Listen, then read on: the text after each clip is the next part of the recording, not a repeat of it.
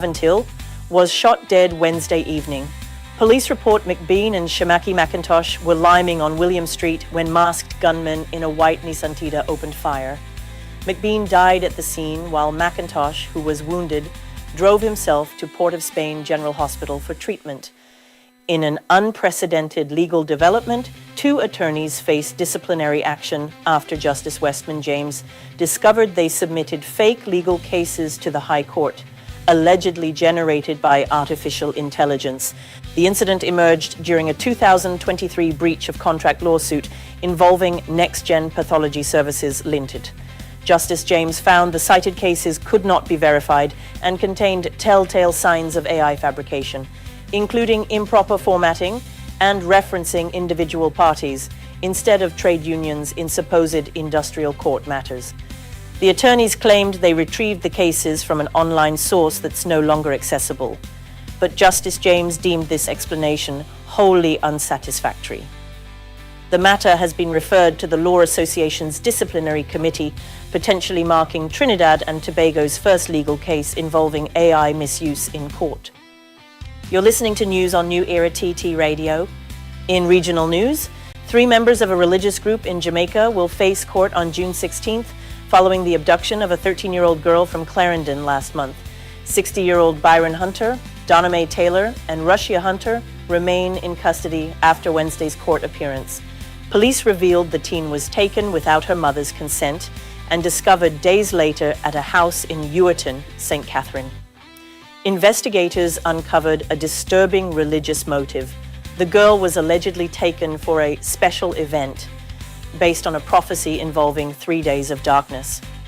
2 other children found at the property were not enrolled in school. Charges include child abduction, conspiracy, and failing to secure education and proper care for minors. In international news, the International Court of Justice has unanimously reaffirmed its December 2023 provisional measures, ordering Venezuela to refrain from conducting elections in Guyana's Essequibo region. The court's Thursday ruling specifically prohibits Venezuela from holding or preparing elections in the disputed territory, which Guyana currently administers and has controlled for over a century.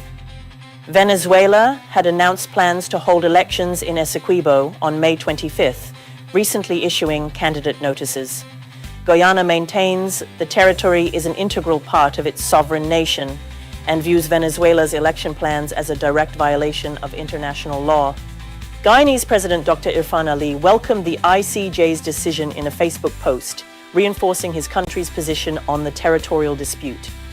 That's your news from New Era TT Radio. That was news now. Stay informed with New Era TT Radio. Net Radio.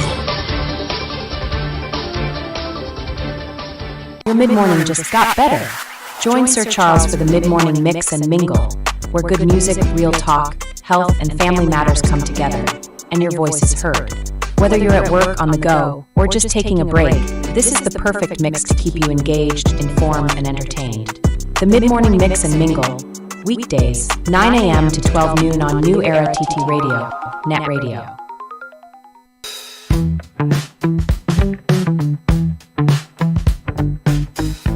S&H Rumbox, 137 Western Main Road, St. James, for all your retail and wholesale needs for alcohol and non-alcoholic beverages.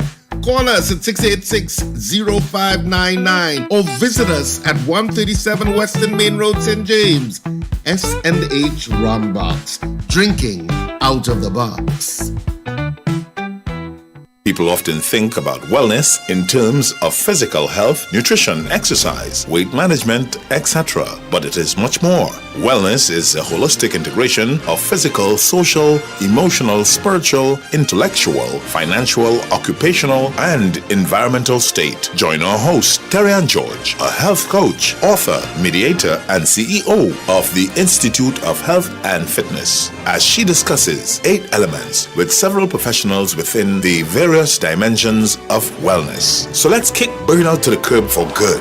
Join Terry and George for Dimensions. Fridays at 11 a.m. on New Era TT Radio, Net Radio.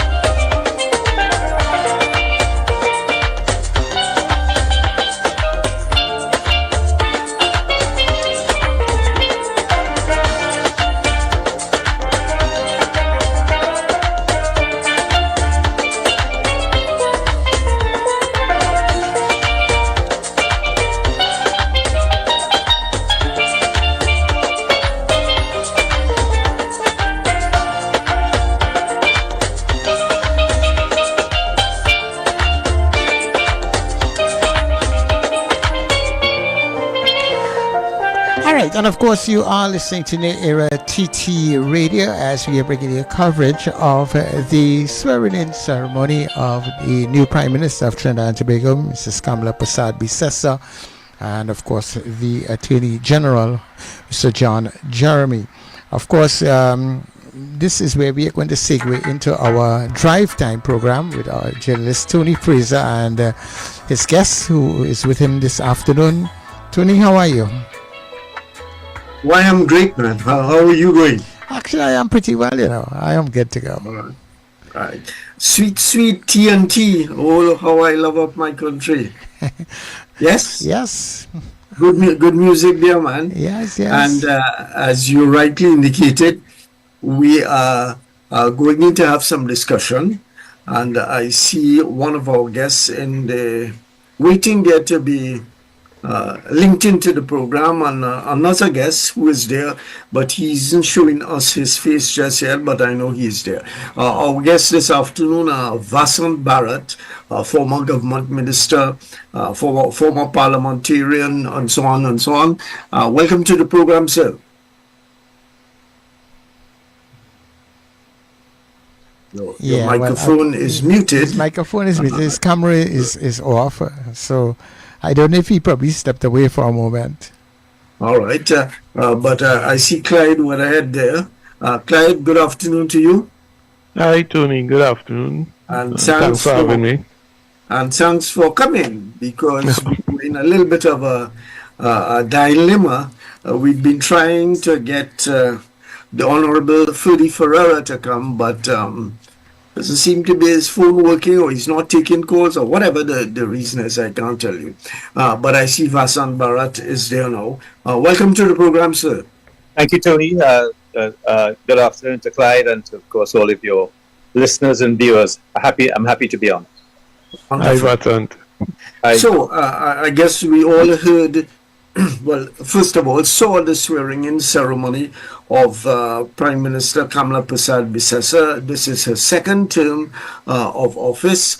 She was there from 2010 to 2015 as head of the People's Partnership government, and she spent 10 years, as it were, in the opposition, in the political backwater.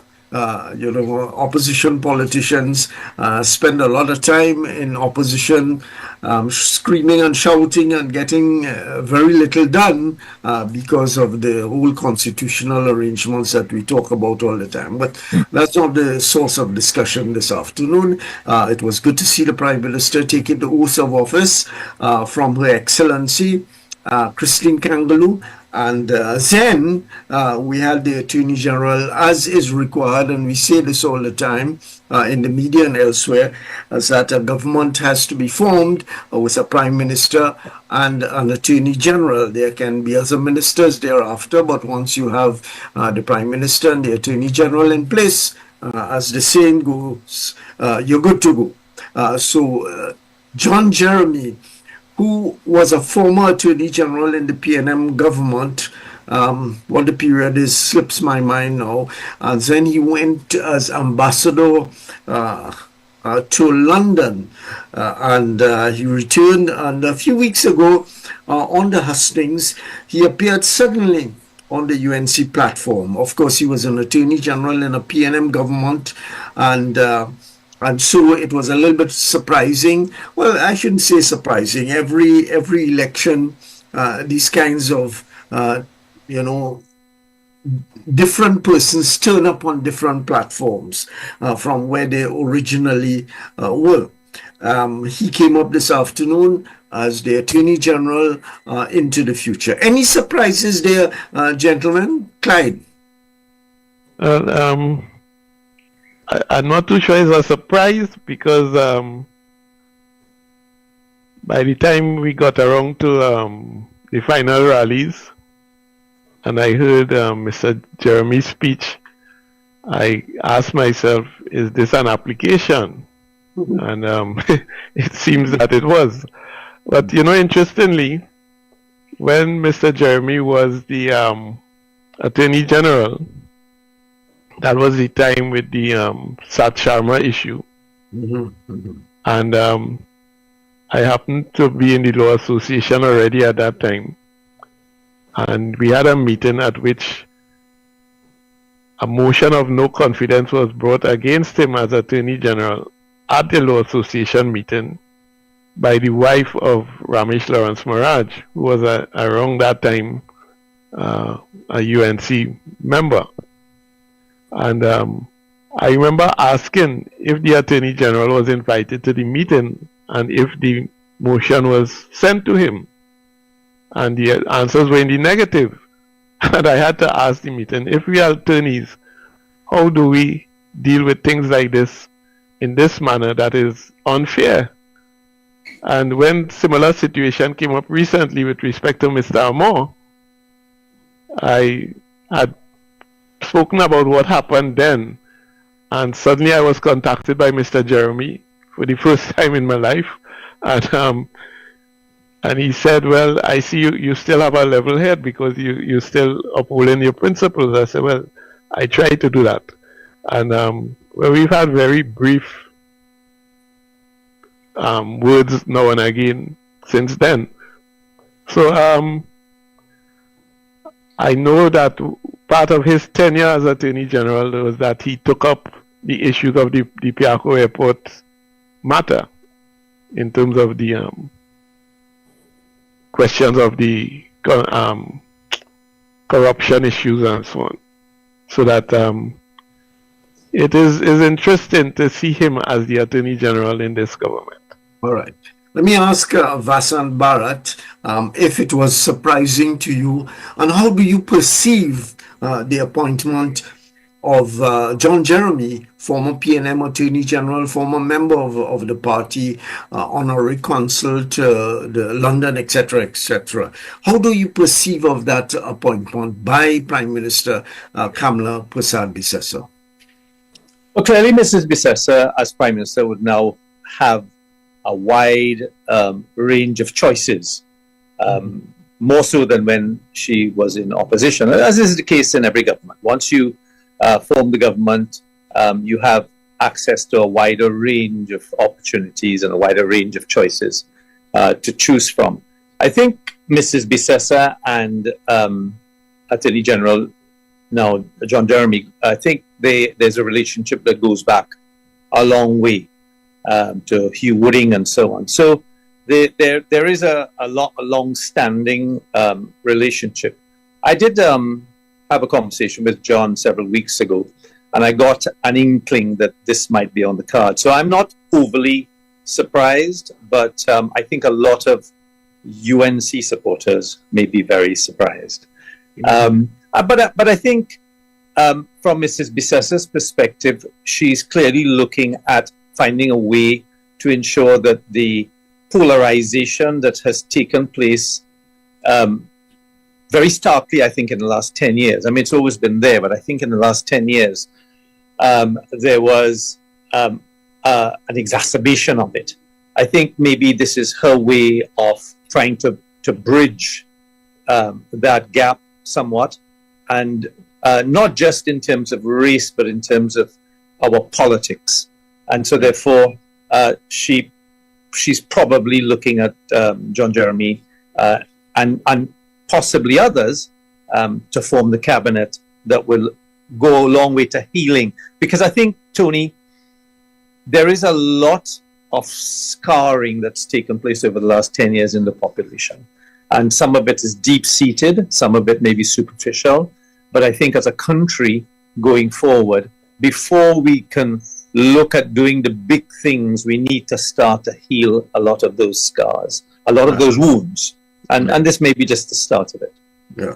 And actually, Prime Minister Prasad-Bissessar reflected on some of that and her own scars, as you call it, over the period of time that she has been in opposition. And obviously, anyone in opposition feels the weight of the government. And I suppose if you ask PNM members when they were in opposition, they also felt stung And I suppose that's the nature of the politics going forward. As to what the Prime Minister has said, especially with regard addressing some of those same problems that the society has had for a long, long time, about oneness. She talked about oneness, about crossing over, about healing scars, etc., etc. And I think some of that if you put it another way, she had an opportunity, the party had an opportunity in 2010 to do some of that. And as we know, the coalition fell apart quite quickly, and there was left behind. It was called People's Partnership, but it was essentially UNC after a lot of people left. Errol McLeod was perhaps the only person who stayed on, only person of significance from the other side who stayed on for a period of time. So let's enter the discussion about which I asked you to participate in, and that is looking at the political situation now. You have the UNC plus. I'm not too sure if they are calling it formally a coalition yet, and if there's going to be some kind of name appendage or whatever it is. So we have to stick with UNC coalition, UNC association for this period of time. What are the challenges in front of the party to stay together, which I think is, and Vasant hinted at that, which I think is their first and major challenge, to cohere around a set of principles and policies which have not been articulated so far. So Clyde, what kinds of challenges they will face and how well you think they will deal with those challenges?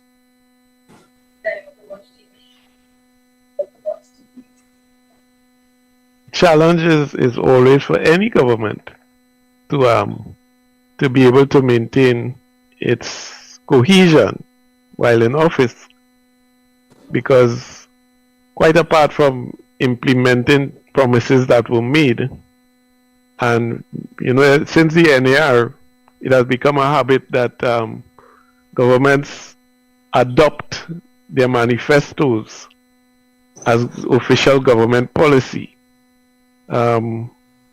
So if those manifesto promises were based on some strategizing group or some small group of people defining the policy and the platform of the party for elections, and not everybody was fully in agreement with it, then when you get into the cabinet, the differences will show up. The fact is that in 2010, within the government, there were the UNC with a number of seats, over 20. COP had 6 seats, and there were two other seats. Well, basically, there was a bigger group other than the UNC inside of the cabinet and the government, as well as there was the MSJ and there was NJAC and so on. The fact is that at that time, going into office, there was no organizational consolidation of the coalition. And from the COP's direction, we tried to have discussions, which went on for quite a while. At one point, Joe Tony was the chairman of the COP. At another point, Carolyn C. Prasad Bechan. And for the UNC, there was Jack Warner representing them, and we had talks about structuring the coalition, but we were already in government, and it simply never happened. So that the people within the cabinet basically operated on their own, and I can say from within the COP, there wasn't much party direction or consolidation as a smaller group within the larger government. So that basically the ministers ended up kind of operating in silos as we would have seen in the last 10 years. And while some things got done, the coordination and the oneness of our government based on a one idea kind of outlook was a little weak. And then things showed up based on the allegations that started to arise, and the MSJ took a side, and that was it. So Vasant, what Clyde is hinting at is something of the difficulty in pulling together a serious coalition with a set of principles and ideological base and all of that. Do you think that kind of difficulty will attend this particular government led by Mrs. Prasad Bisesa?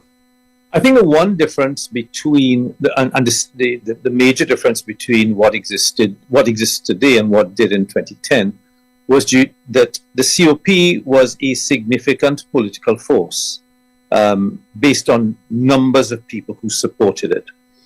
And there were people in the COP that had gravitas and had national stature. And they came to the table, as Clyde said, unfortunately, after an election or just before an election, but there were fundamental ideological differences between the two groups. For all intents and purposes, what you have today is a UNC party with a Labour content. I really don't.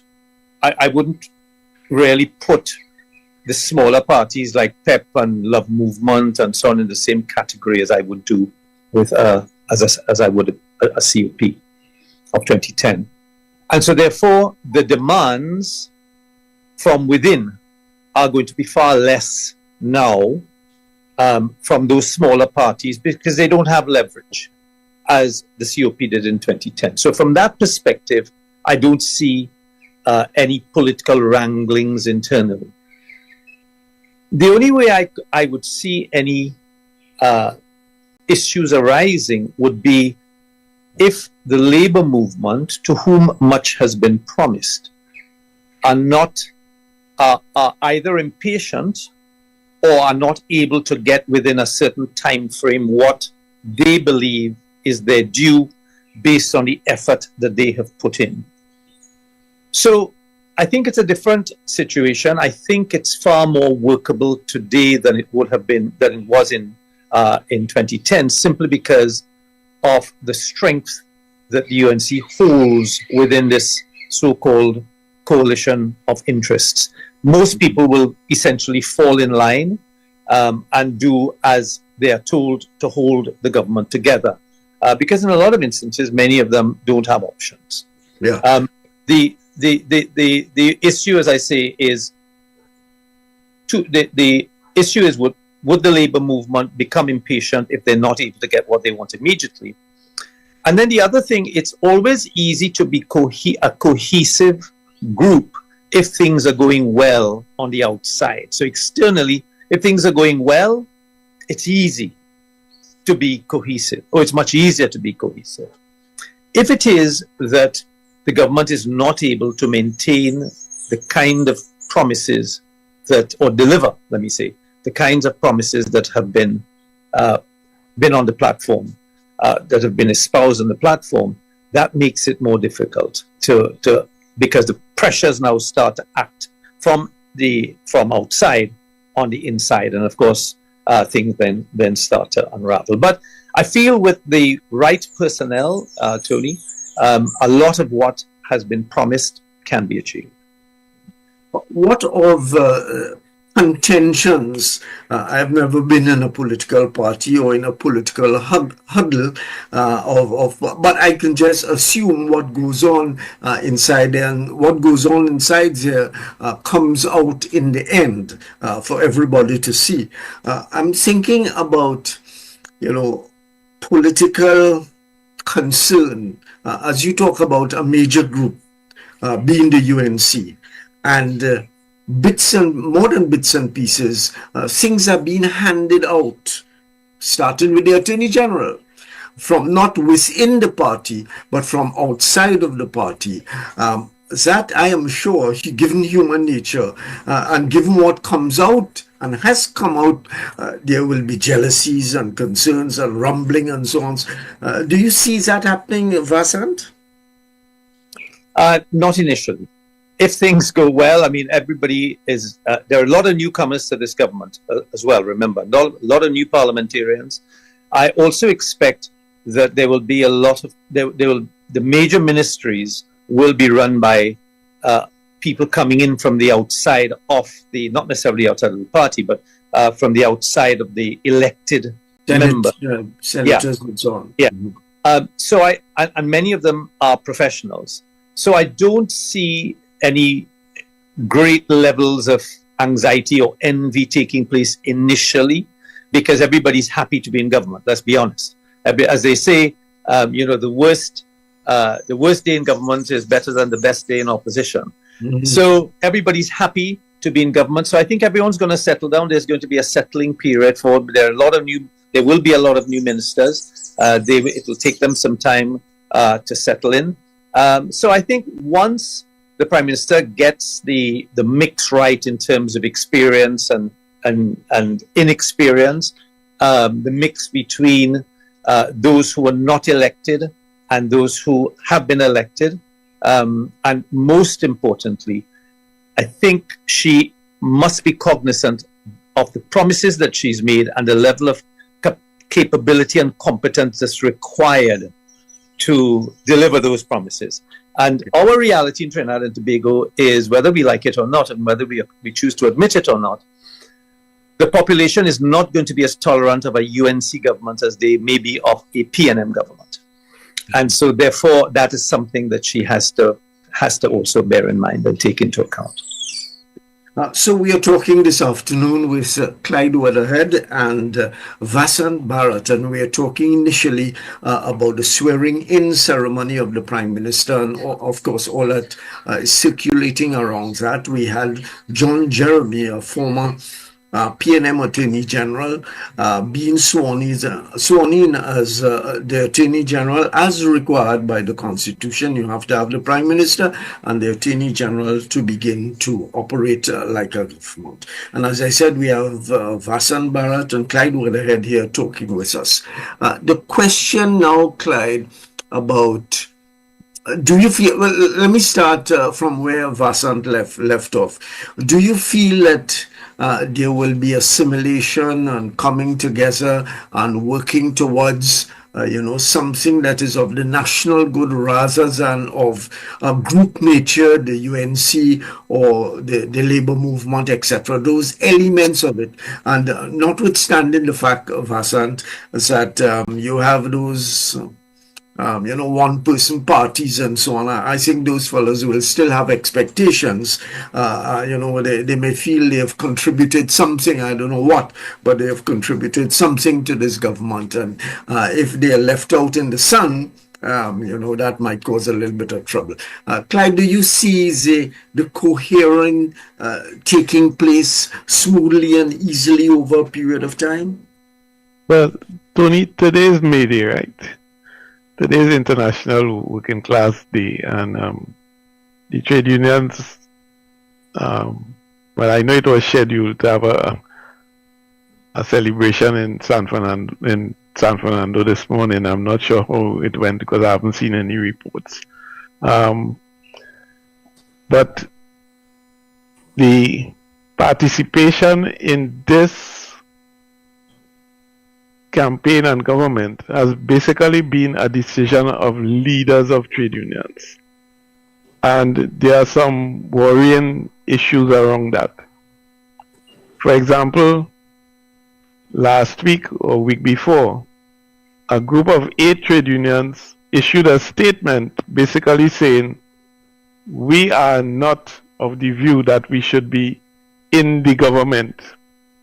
And some of those unions were, in fact, public sector unions, of which the government is both the government and the employer.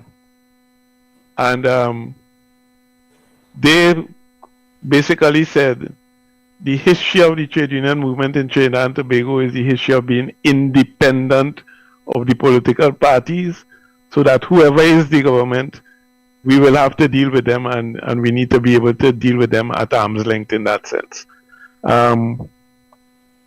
Certainly, the so-called workers' agenda that the UNC agreed with, and which became campaign promises in terms of items basically of collective bargaining. So, as though negotiations went on. And part of the manifesto too of the UNC. So it appears as though negotiations went on inside of an election campaign, in terms of between a party and some trade unions.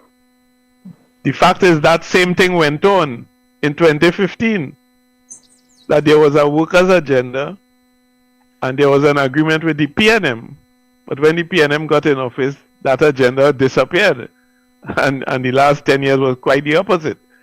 But such an agreement between a party and a political party and trade unionists is not an enforceable agreement. It's not a legal agreement.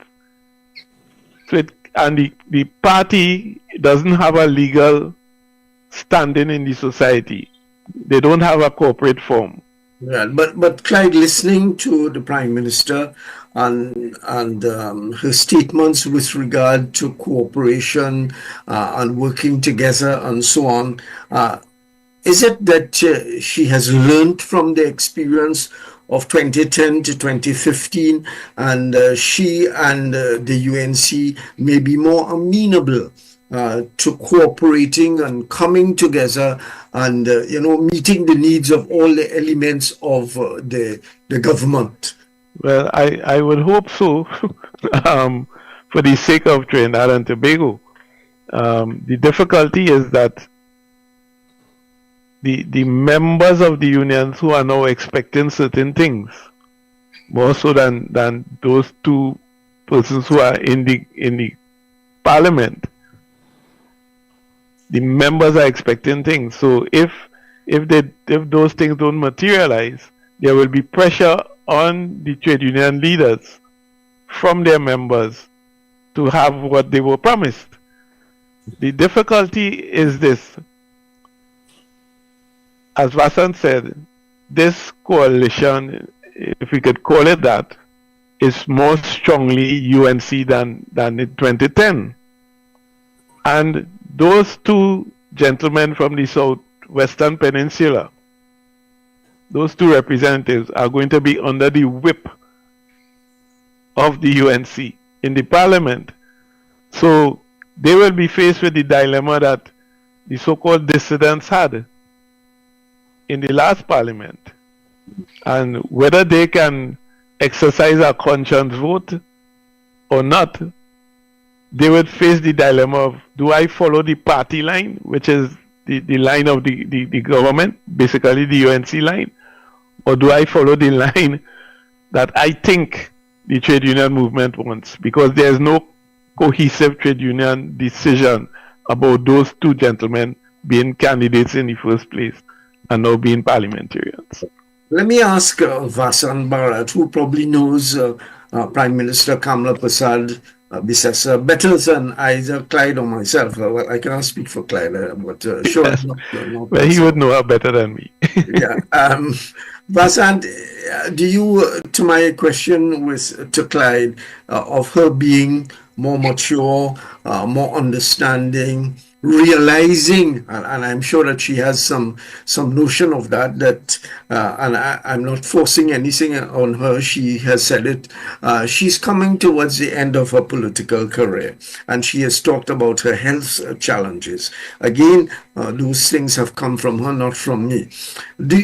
I don't know if psychologically those things bring an individual to a position where she has, in her case, she has to start looking at her career, what she has achieved, what she will leave behind, and therefore, in those circumstances, be more amenable to cohering with both with her UNC members, because there was a big fight outside of and before the election with her own members. Is she likely to be more capable of understanding and bringing people together? I think from her public discussions, public utterings, as well as in private discussions I've had with her, I think she's very keen to ensure that the mistakes that were made in 2010 to 2015, which she's talked about, does not happen again. I think she understands that there was a significant amount of disillusionment and disappointment from the 2010-2015 period with the population, even though there were so many deliverables from in that period. I think no one can question the fact that that period, 2010 to 2015, brought a lot of deliverables for the country in many different sectors. Granted, the price of oil was relatively high at $140 for quite a significant part of that. But the reality is people felt safer, they felt more prosperous, they felt happier, they didn't feel this burden on their shoulders. We created, the UNT created, or the partnership created several thousand jobs, over 50,000 if I remember correctly. I remember in the Ministry of Agriculture, we did a significant amount of work for farmers across the country. In the Ministry of Trade, the ease of doing business, we moved, from 88 to 62, and Trinidad and Tobago in 2014 was viewed by the World Bank and ranked by the World Bank as one of the top 10 movers and in terms of reforms in ease of doing business in the world. So a lot was achieved, and I think she's cognizant of, despite the fact that all of those things were achieved, and I mean, I only called two ministries, the ones I was involved in, but there were others, that the party was voted out of office because of a disappointed population. And I think she must have reflected, and she spoke about that today, the 10 lonely years in the wilderness. She would have had adequate time to reflect on that, and many, many, many times. And so I feel that she will, now that she's back in office, she wants to almost correct a lot of that, make amends for a number of those mistakes, and prove to the population that she's worthy of being asked by the people to be prime minister again. And I don't think she's going to mess up this time. Okay. What of, thinking about it over the last couple of days and going through those persons who have been elected and who expect to get a ministerial job placed in front of them, I had a serious concern for the lack of experience and expertise in specialist areas and so on. And, the capacity will probably determine how well they can move forward, notwithstanding their inexperience. So, Clyde, how do you expect them to perform in the various ministries that will be given to them? And I'm sure that the Prime Minister is fully aware that she can't sweep aside elected members completely and bring in senators and people who were not, as the politicians say, out on the hustings doing the work. That's going to be a challenge, isn't it, Clyde? Well, it is always a challenge, even if it is a single party in forming the government. The thing is that there are two sets of things that I think are critical.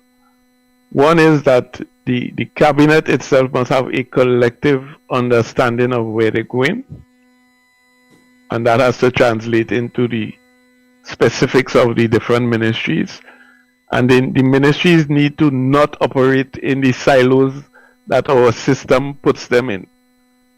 So that if there's a strong coordination at the cabinet level, that will be very useful. On the other hand, from the time those ministers walk into their ministries on Monday, whether they experience or not, I hope one thing they understand is make sure and sit down and talk to your permanent secretary. Because that person, more than any ex-minister, somebody asked me today, are they going to hand over? I said, well, they don't hand over.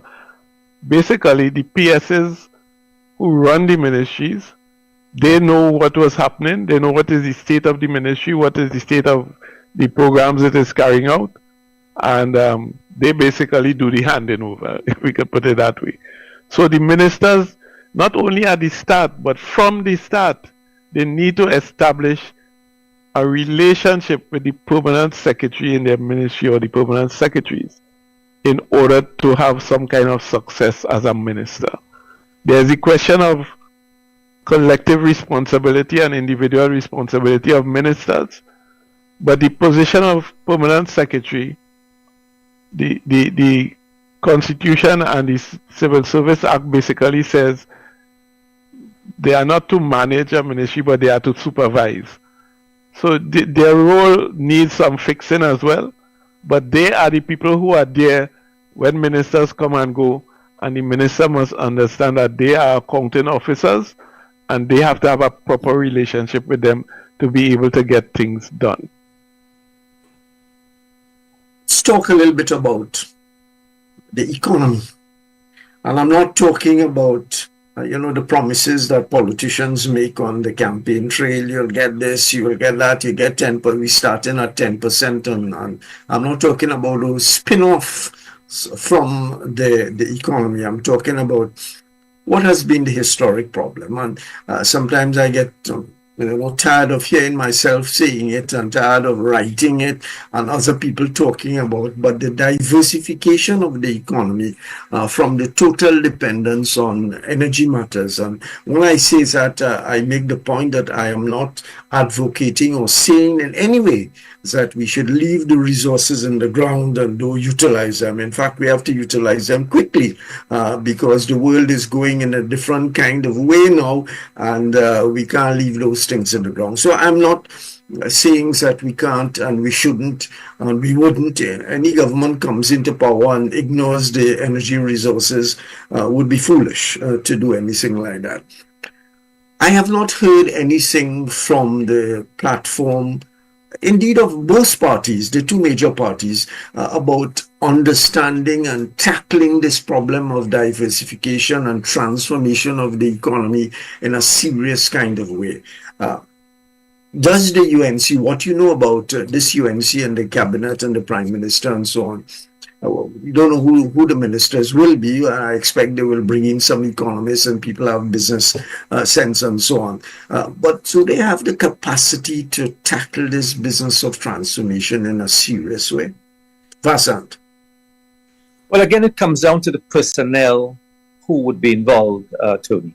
As I mentioned earlier on, I suspect that a large brunt of the workload will fall on the shoulders of senators who would be brought in with a level of expertise that may not exist currently amongst the elected members. So they would bring with them a certain level of experience, expertise. They would have meant, most of them, I presume, would have worked in the outside world, outside of the political arena. So they would understand deliverables. They would understand ensuring that things happen when they're supposed to happen, and so on.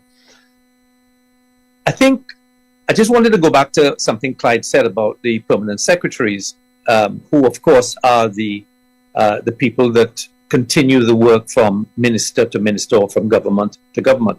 Sometimes you have radical changes in policy that are so different from what existed previously that there's no continuity essentially, because the permanent secretary of the ministry has to come to an abrupt halt on something they may have been doing with another government, and it's completely reversed and it goes in a different way.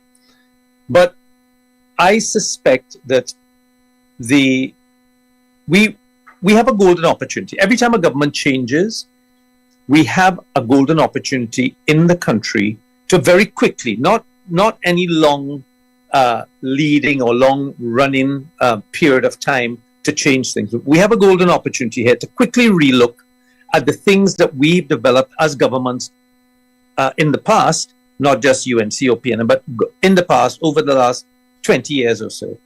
Have an opportunity to immediately relook at the area of diversification. What has happened in the last 6 months, 8 months, last year is completely different to what may have existed 10 years ago in terms of where the world is going. So we have an opportunity to relook at the areas and the sectors that we can be competitive in based on the demands of the real world. Because whatever we do here in Trinidad and Tobago, we don't have the economies of scale to do it profitably if we are not able to export those goods and services to an outside market. So we've talked in the past about diversification. We've talked about financial services, where we could locate Trinidad and Tobago as a financial hub for Central and South America, because we have certain advantages, geographic, linguistic, and many other advantages that where we can attract people to Trinidad and Tobago in the financial services sector. We have a very deep and wide and strong financial services sector here in Trinidad and Tobago. You may or may not know, Tony, that in Trinidad and Tobago, we were not affected significantly by the 2008 financial crisis, as other countries were. So we have that. We've talked ad nauseum about tourism, but medical tourism or educational tourism, sports tourism. We have all the service tourism. That's correct. We had Vanos James here a couple of weeks, and him talking about all the possibilities of the service tourism, which, according to him, are greater than, depending on people coming to the hotel, etc., etc. Absolutely, telemedicine as part of that, So we have a number of areas that, and we've talked about the creative industries, agro-processing, and I think one of the big things that we can do here in Trinidad, and we can do it in a 5-year period, is our marine sector, both with the yachting, the yachties in the western area down here in Chagaramas, as well as in La Brea, where there was a proposed port, a deep water harbor port that would act as two things. One, repairs and maintenance for large vessels coming through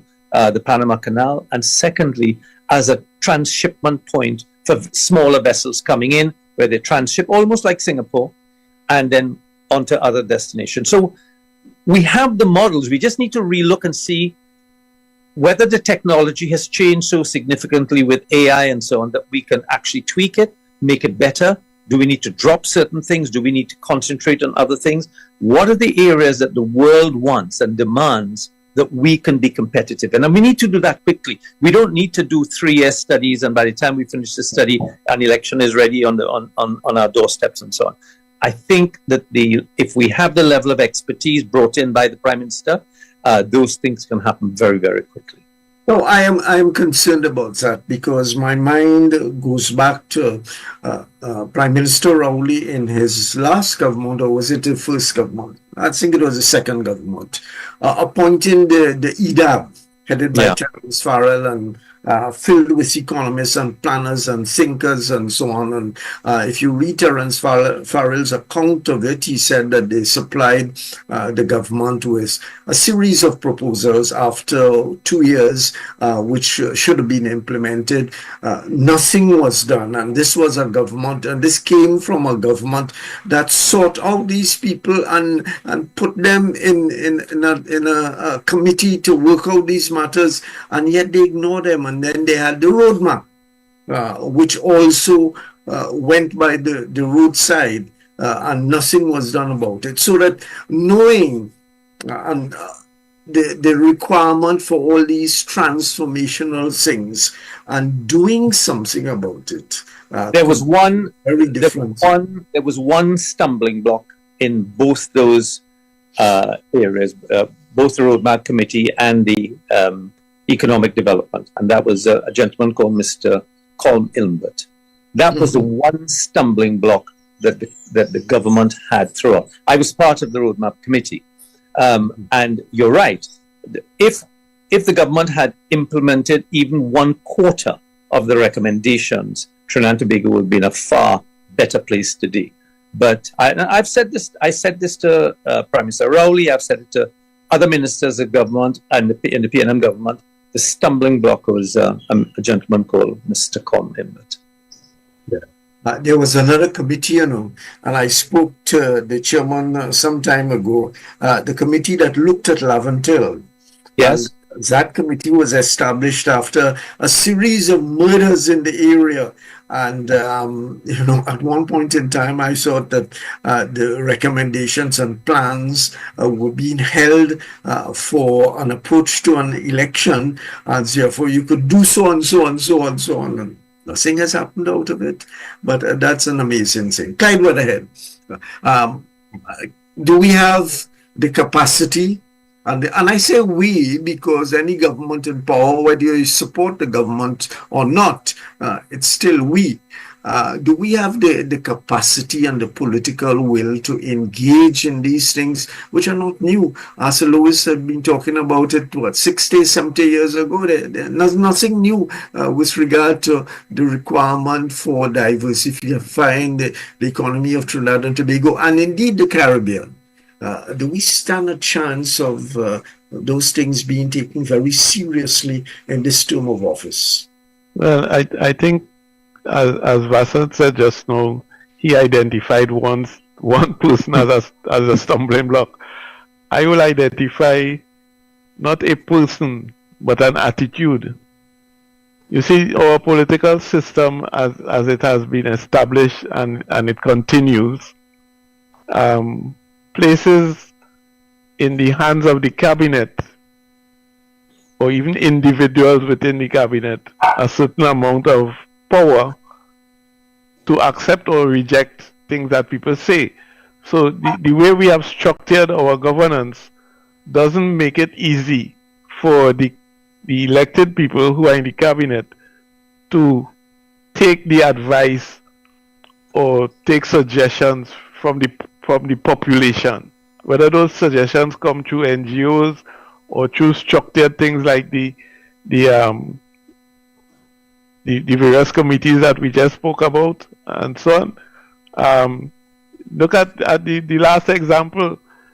The last government appointed a constitution committee and then call a convention and say we don't accept anything or they say. So it's the same attitude. Because that has a long history behind it. Yes. Constitution commissions, reporting, and the Prime Minister who appointed them say, look, don't do this stupidness. Yeah, so the thing is that from in the early days, there was this dichotomy in 1962. There was the party politics a la Williams, which basically said, we decide everything, we in charge, right? And there was another approach that was suggested by an organization called Pegasus, which incidentally was founded and led by Geddes Granger, which basically they developed a kind of plan for the country for national development, which when they documented it, as Granger put it, he said the thing looked so much like a manifesto that the PNM thought we were going to fight them in politics, and they lick us up. So the basically where Napa is right now is where Pegasus was suggesting should be an art center since 1962. A national stadium in Entrance City is what they proposed. And the Coca-Cola company in McCoy said, okay, we'll give the scoreboard and so and so and so. We never had a national stadium until after Hasely Crawford. So the fact is that these things, among the population, we have the capability to produce the ideas and plans that we need. What is needed is a different kind of political view from the level of the cabinet that says, let us trust the population. I know there's a lot of discussion about the population trusting the politicians, but the politicians need to be trusting the population.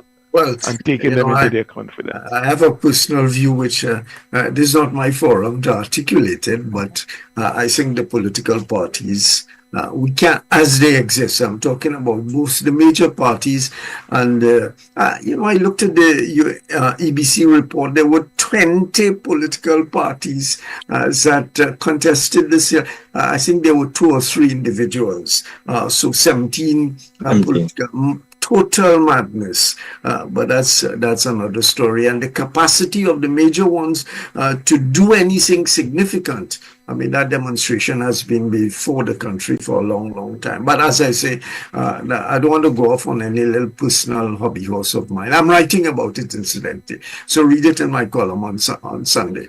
Now, we are talking with Clyde Wezhead and Vasan Bharat, and we spent some time talking about the government coming into office, the statement of the Prime Minister, the fact of John Jeremy being made Attorney General, and whatever else you say, the visual of it, of the major Indian party putting an Afro-Trinidadian in this very significant position of Attorney General is good visual stuff.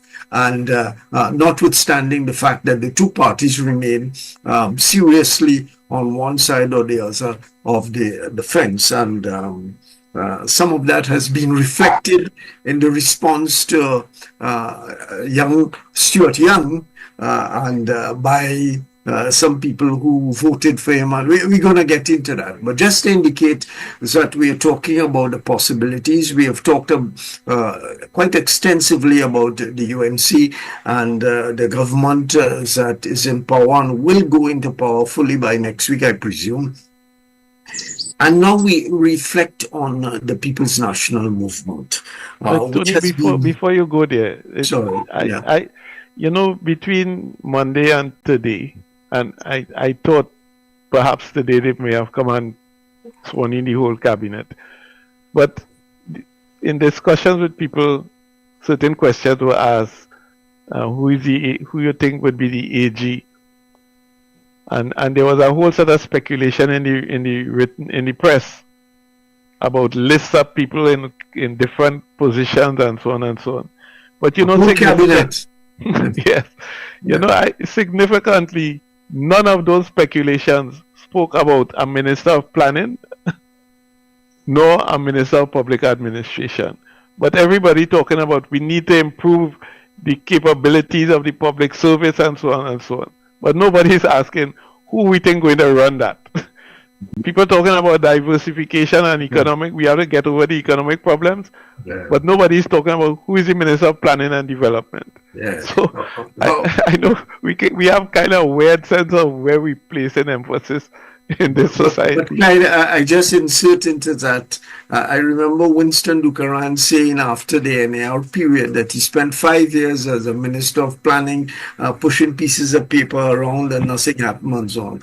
But again, as another story. So let's go into what's going to happen to the PNM? As a number of them have been saying, it's not the worst defeat that the PNM has experienced at 33-3. And I remember very well being covering that campaign and all of that.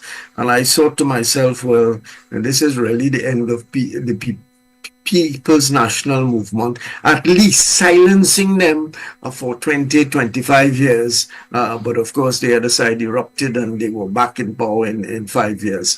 How do you think, Vasant, they will deal, or how have they started already dealing with being in opposition once again, defeated by the United National Congress? Well, first of all, I'm sure that many of them would have been stunned by the result. I don't think many people would have expected the PNM to suffer a loss of that magnitude. Most people believed this was going to be a relatively close election, despite the fact that the last 10 years has been difficult in Trinidad and Tobago. Upon reflection, I think that, and I said I was one of those in that category who felt it was going to be a relatively close result.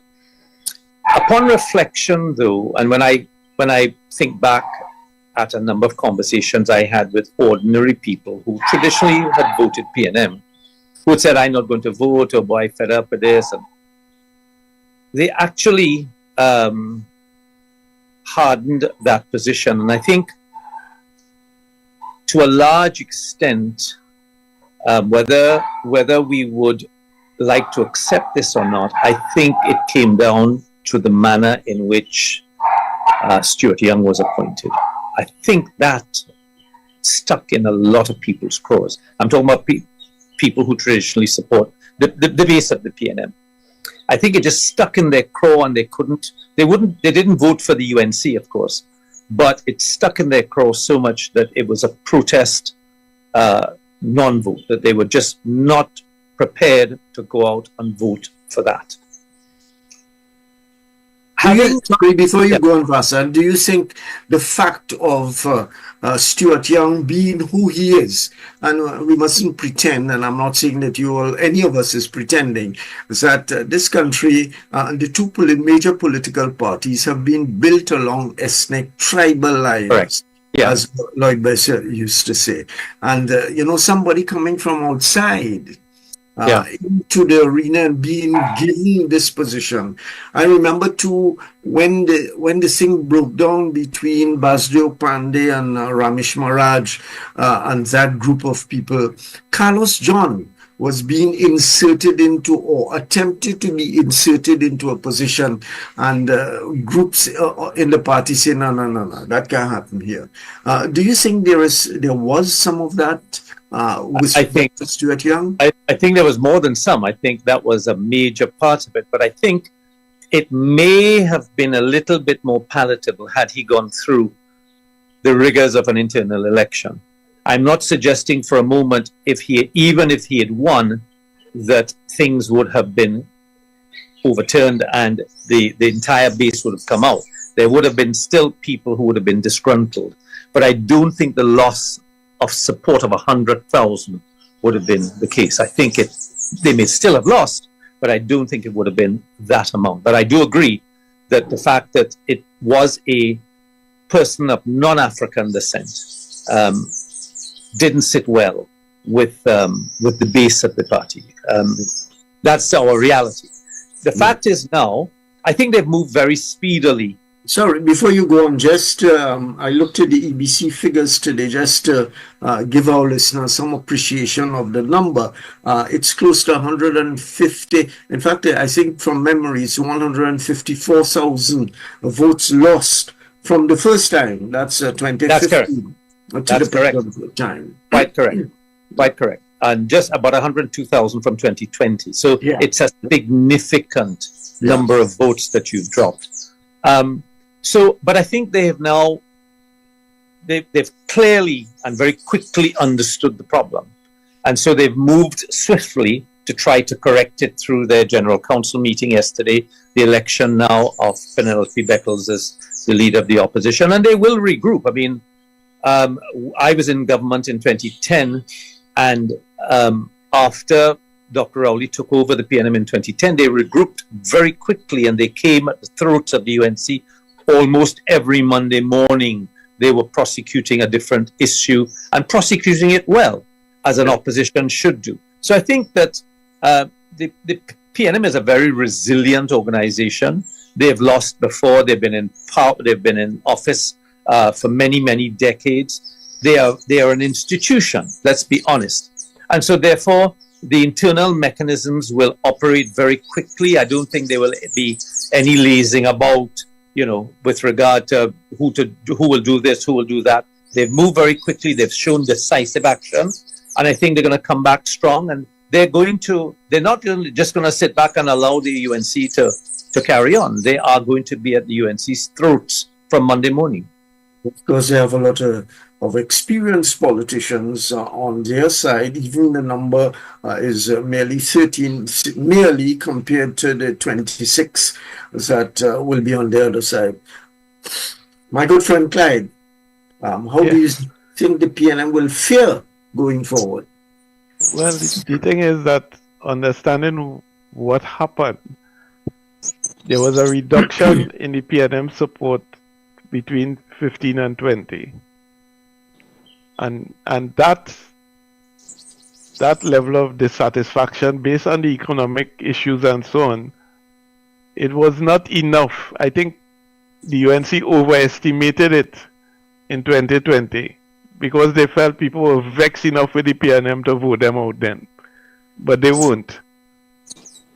What happened with Stuart Young, in terms of the way the political leader, and that's what I describe as hubris, he assumed himself to be of a certain power within the party, and he felt that he could direct the party in a certain way, and there was a mini revolt in that respect within. Now, are you saying that he took basket, to use a nice term, from his political leader? Well, Stuart took basket, but the point is that we have to be careful in what we do in the sense of politics and governance, and generally in social relations, of how we define ourselves. And it goes right back to Williams and his defining of party politics. He and C.L.R. James, they broke apart on the issue of trying to define what is party politics.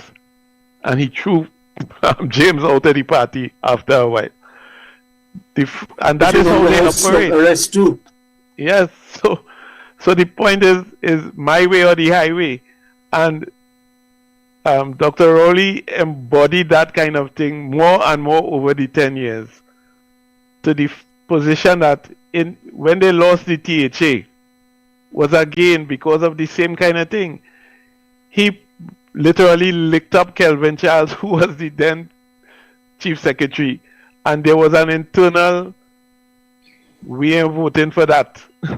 and they got out of the, basically except for one division, out of the THA. So then he escalated that now in 2025. The fact, you see, the PNM has, in a way, I hear all of them on the radio and on social media for the last couple of days trying to say, oh, we is not no black people party, we is everybody party, and PNM was always a movement of everybody. Where did this party start? It started with the urban, middle class, professional types who formed the party. And where did the then PDP, then DLP, where did that start? It started in the rural areas with Badis Maraj as the religious leader, the trade union leader, and the political leader. He was a triumvirate. And it is that dichotomy between the urban and the rural that continues to exist. It just so happens that the rural people were more the Indians and the rural were more African. So if we remember, Williams declared a state of emergency, not Williams, the colonial authorities, in the countryside when there was political violence taking place in Barataria and Port of Spain, but they declared a state of emergency in the countryside to prevent the then DLP from campaigning to make sure that the PNM win. Basically, that has happened. So when people now are saying, we not the Black Party, but for 10, 15, 20, 30 years, you've been selling yourself as that. So much so that some PNM people, when they speak with me, they talk about we. I say, who is we? I'm not a PNM. I've never been. No, I mean, we not them. I said, brother, I'm a Douglas. I am we and them. So don't talk to me about we in that kind of way. So the fact is that is what we have been sold. We keep telling people that the politics is race-based and all this kind of thing for 50 years, and then want to turn around and say it's not so.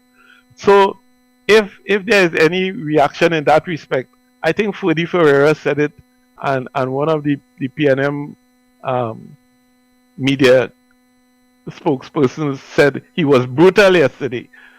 Fudi Ferreira was there from the beginning of the PNM and so on. He has his view that the PNM should be a national party, an all-embracing party and so on. And that is why yesterday he said, when Penelope Beckles was being proposed as the opposition leader by 6 of her parliamentary colleagues, he said, this is a dangerous, reckless, and totally irresponsible move. And they are playing into the hands of the UNC, because the UNC in this election convinced the population that they have moved beyond the Indian confinement. All right, people. So we have been playing you a pre-recorded broadcast Yes, of our drive time program from yesterday with Tony Fraser and his guest Clyde Weatherhead and what wrong with Vasant Bharat. Those were the two guests on the program. Of course, if you want to get that entire conversation, you can go up to our YouTube channel. It's available there, and you'll be able to view it, as many times as you want and as long as you want, right? So during the morning, we just try to give you little snippets of what took place, and to encourage you to check out our afternoon drive times between 4 and 6 p.m. Monday to Thursday. So like today being Friday, there isn't any, but it will return on Monday with our journalist Tony Fraser, right? So stick around. When I come back, we're going to jump inside the mid-morning mix and mingle. People often think about wellness in terms of physical health, nutrition, exercise, weight management, etc. But it is much more. Wellness is a holistic integration of physical, social, emotional, spiritual, intellectual, financial, occupational, and environmental state. Join our host, Terry-Ann George, a health coach, author, mediator, and CEO of the Institute of Health and Fitness, as she discusses 8 elements with several professionals within the various dimensions of wellness. So let's kick burnout to the curb for good. Join Terry and George for Dimensions. Fridays at 11 a.m. on New Era TT Radio, Net Radio. Mid-morning just got better. Join Sir Charles for the mid-morning mix and mingle, where good music, real talk, health, and family matters come together, and your voice is heard. Whether you're at work, on the go, or just taking a break, this is the perfect mix to keep you engaged, informed, and entertained. The mid-morning mix and mingle, weekdays, 9 a.m. to 12 noon on New Era TT Radio, Net Radio.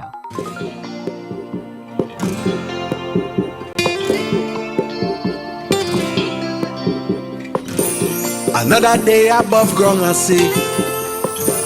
I focusing on the positives, because yesterday I was down. People do me wrong, but it's love in the heart. When they try to take me for clown, I do them no wrong. Jaja have we back, and I shouting, oh Lord, I'm thankful, oh Lord, I'm thankful. It's you who give me health and strength. Oh Lord, I'm thankful. It's you give me the handful. Every day you're blessing me. All the hate and bacchanal is nothing we nature. Money in we pocket. This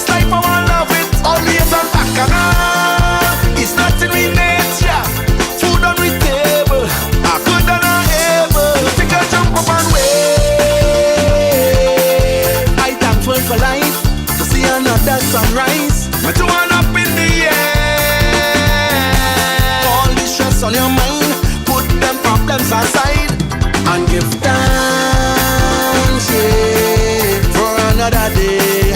Don't forget to pray and give thanks, yeah, for another day. Don't forget to pray. Another day above ground, I say, thank you, Father. I'm focusing on the positives, cause yesterday I was down, today I feel strong. Yes, His love in me heart, dirty up my name wrong tongue. I do them no wrong. Jaja have we back, and I shouting, oh Lord, I'm thankful, oh Lord, I'm thankful. Is you who give me health and strength. Oh Lord, I'm thankful. Is you give me the handful. Every day you're blessing me. Only a turn back and on. It's nothing we nature. Money in we pocket. This life I want love it. Only a turn back and on. It's nothing we nature. Food on we table. I good than I ever. We can jump up and wave. I thankful for life. To see another sunrise. Me to one up in the air. All the stress on your mind, put them problems aside and give thanks, yeah, for another day. Don't forget to pray and give thanks, yeah, for another day. Don't forget to pray. I'm thankful, but be mindful. I'm so grateful.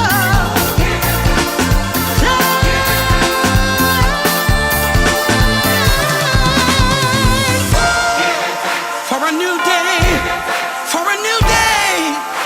Hey, I'm thankful, I'm thankful, I'm thankful, Lord.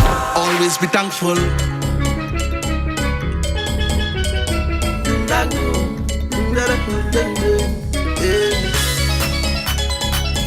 Don't play. Super, what we can do? Mask up there. When you see we coming in tongue, mask up there. When you see we coming down, mask up there. When you see we coming in tongue, when we reach our one in your bitty mood, mood, the mood, the mood, the mood, mood, mood. Get them back, it never balling, oh, it never shouting, oh, it never balling, oh, it. So when they call me drunk and sailor, moving in tongue. Since I small and bubbly, I'm masquerade, sailing around, oh. Midnight jumper, walking the car. Spirit guide me now, cause it's real and it come, but we don't afraid. When we reach the savannah, no better go coming nowhere. Road hill hard, but I will in the fear, so loud, see me if we man in the air. Call them cause tonight in the place, oh Lord, oh, in the burning down. Look too big, but now crashing down. Well, it's mass, we gon' play on the road till we reach the savannah. Pretty mood, mood, get out the mood.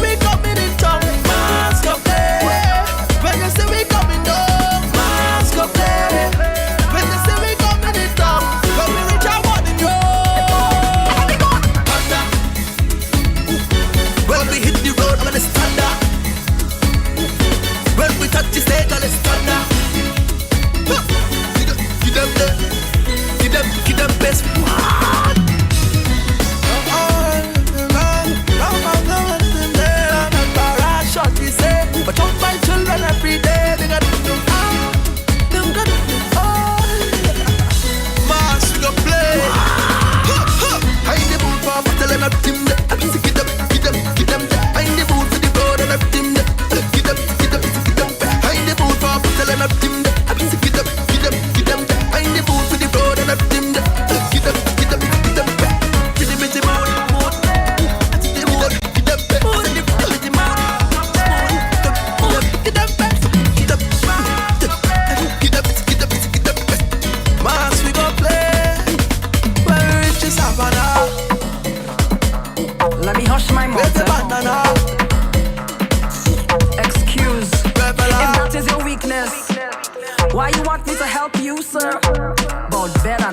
like Patrice again. So you have a weakness for sweetness. I have the sweetest. I have the sweetest. I have the sweet. So you have a weakness for sweetness. I have the sweetest. I have the sweetest.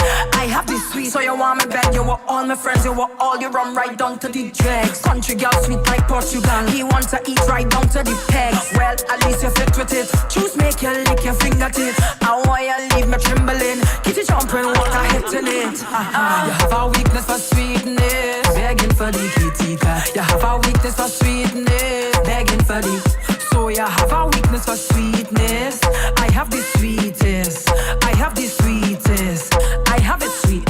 So you want to dry it and groom it. How you learn all the kitty movements. Watching this man they scratch and bite. I'm been up just to lose it. Sometimes kitty real nice. Sometimes kitty real naughty. Sometimes kitty just run away, but kitty coming shortly. You have a weakness for sweetness. Begging for the kitty cat. You have a weakness for sweetness. Begging for the. So you have a weakness for sweetness. I have the sweetest. I have the sweetest.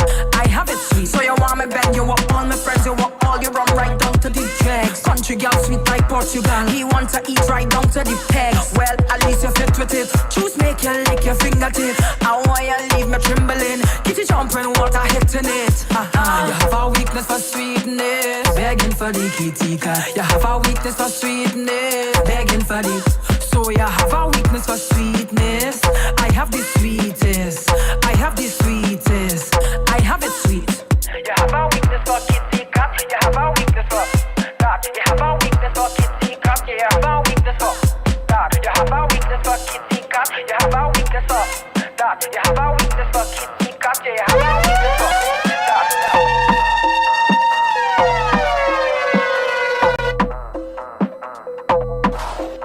Your mid-mornings are now complete. Sir Charles, the mid-morning mix and mingle on New Era TT Radio, Nat Radio.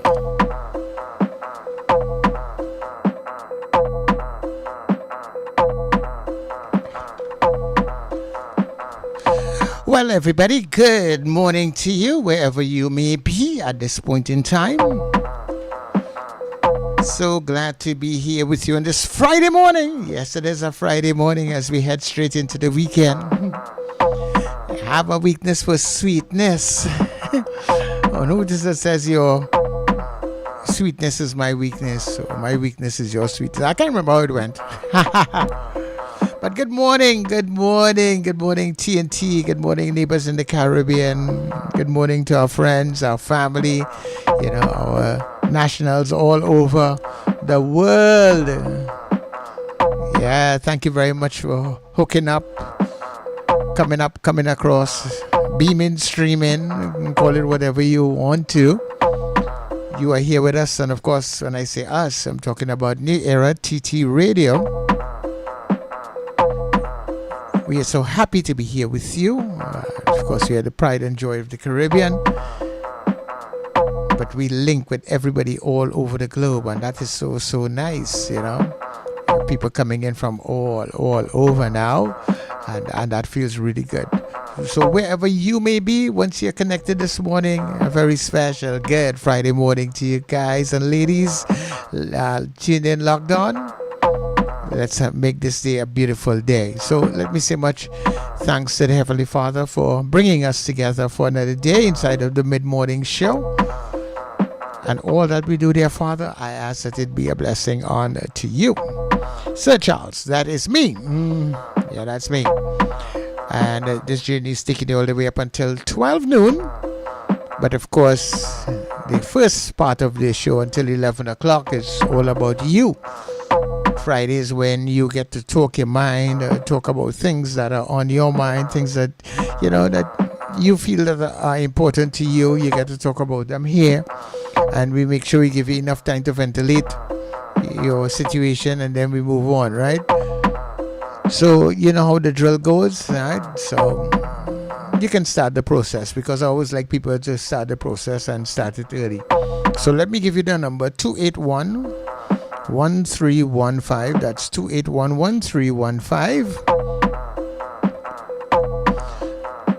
And while I urge you to, to get in early, because we have this way that people just like to wear. I don't know if people like to hear what other people are saying before they put out their thing. But when it gets closer to 11 o'clock now, we find everybody kind of rushing in between there. And that is not always the best thing, because coming up at 11 o'clock today, I have totally terrific Terry and George is going to join us for the different dimensions of health and wellness, right? So look out for that coming up between 11 and 11:45 and somewhere in that area there, right? We're taking your calls, and someone is online, so let's engage it one time. Let's start some conversation. And I love it when you guys are calling, because I don't like the line by myself, especially on a Friday when it's your turn to talk, right? So caller, good morning to you. Sir Charles, good morning. Hey Val, how you doing? All right, you say start the ball early. You start the ball early. Bring your back and all. I'm an early starter. Mm-hmm. Yes, Sir Charles, I'm an early. Sir Charles, I'm going to tell you something, yeah? I just hope businesses listening and just pump a lot of sponsorship into your New Era TT. Sir Charles, yes, please. Call it intervene. A really wonderful program. So I always get a lot of the very first, because I think Penny was the first interview you all did with her. Yes. So your station was the very first interview she did, as well as a lot of them, right? And all again top class people, Dr. Malinax and all them, you know what I mean? Yes. So businesses all come on, our New Era TT is here, right? So Charles, I listen to all the right. Sorry, I can't get it right through on YouTube though. Your program, that is, because I have to use the phone and still call on the phone and will miss out on some things, Yeah. But you can still get it, We can, I'm working for you to get it continuously without the break. But right now it's back on. You can get it. You can listen. So when you come off your phone, you can go back to YouTube. I could get back to it. Oh, very good. That is nice. So because after they finished at 8:30, I said, well, I know. And I listened to Tony Fraser program. I always like Tony Fraser, always the best journalist for me, Tony Fraser, and he has been bringing in some good guests and programs. So Charles, you keep it up. It is the best so far, right? Thank you. And so my thing today is this Kamala Pasabi Sessa swearing in. It was nice. I thought it was a lovely program yesterday. Not too long, which is good. Yeah. And everything to me was all right. Well, I mean, of course, Mr. Jeremy shocked me, because it's like some senior citizens now instead of younger people. That's how I look at that. So, Charles, I think we need young people, because I show 50-something-year-old, she has lawyers in her lineup who are much younger than Mr. Jeremy, and they need to get the exposure just as well. So by the time next 5 years, they get 5 years older, they might seem to be older and they might be wrong to be doing that. That is my only thing about Mr. Jeremy. At his age, he had 2 stints during PNM days. So 2003, I think it was. So like 22 years ago, we in 2025. I want the young people, please, because such as is my thing, My time, I'm not even 60-something years yet, but I prefer to see young people doing things, right? So I think the way to go is with younger people, and you'll get more from them, because they will learn and they will grow and they'll bring in more young people. When all young people see old people, where they're going? Where they're going? You understand? And so that program, that's the only drawback for me. And before I go, Sir Charles, I want to congratulate my son for 2 reasons. He picked up a new job yesterday, and he'll be celebrating his birthday on Sunday as well. Yeah. Joshua is to be 24 years old. Excellent.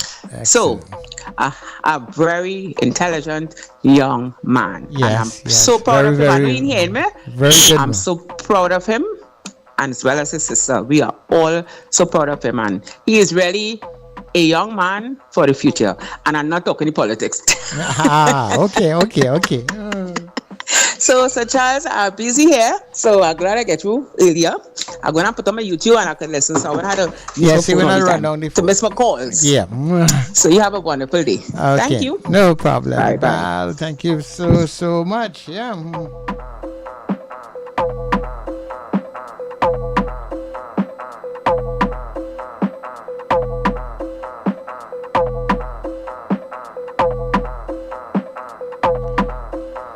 Hello, good morning. Welcome. Bless good morning again to you, Sir Charles. Hey, Susie. Hi, darling. For me, who she put as, it don't matter to me. Mr. Jeremy is once they're doing the work of Trinbago. Right. Once she's doing the work for Trinidad and Tobago, whoever she puts there in each office, just make sure and do the work for Trinidad and Tobago.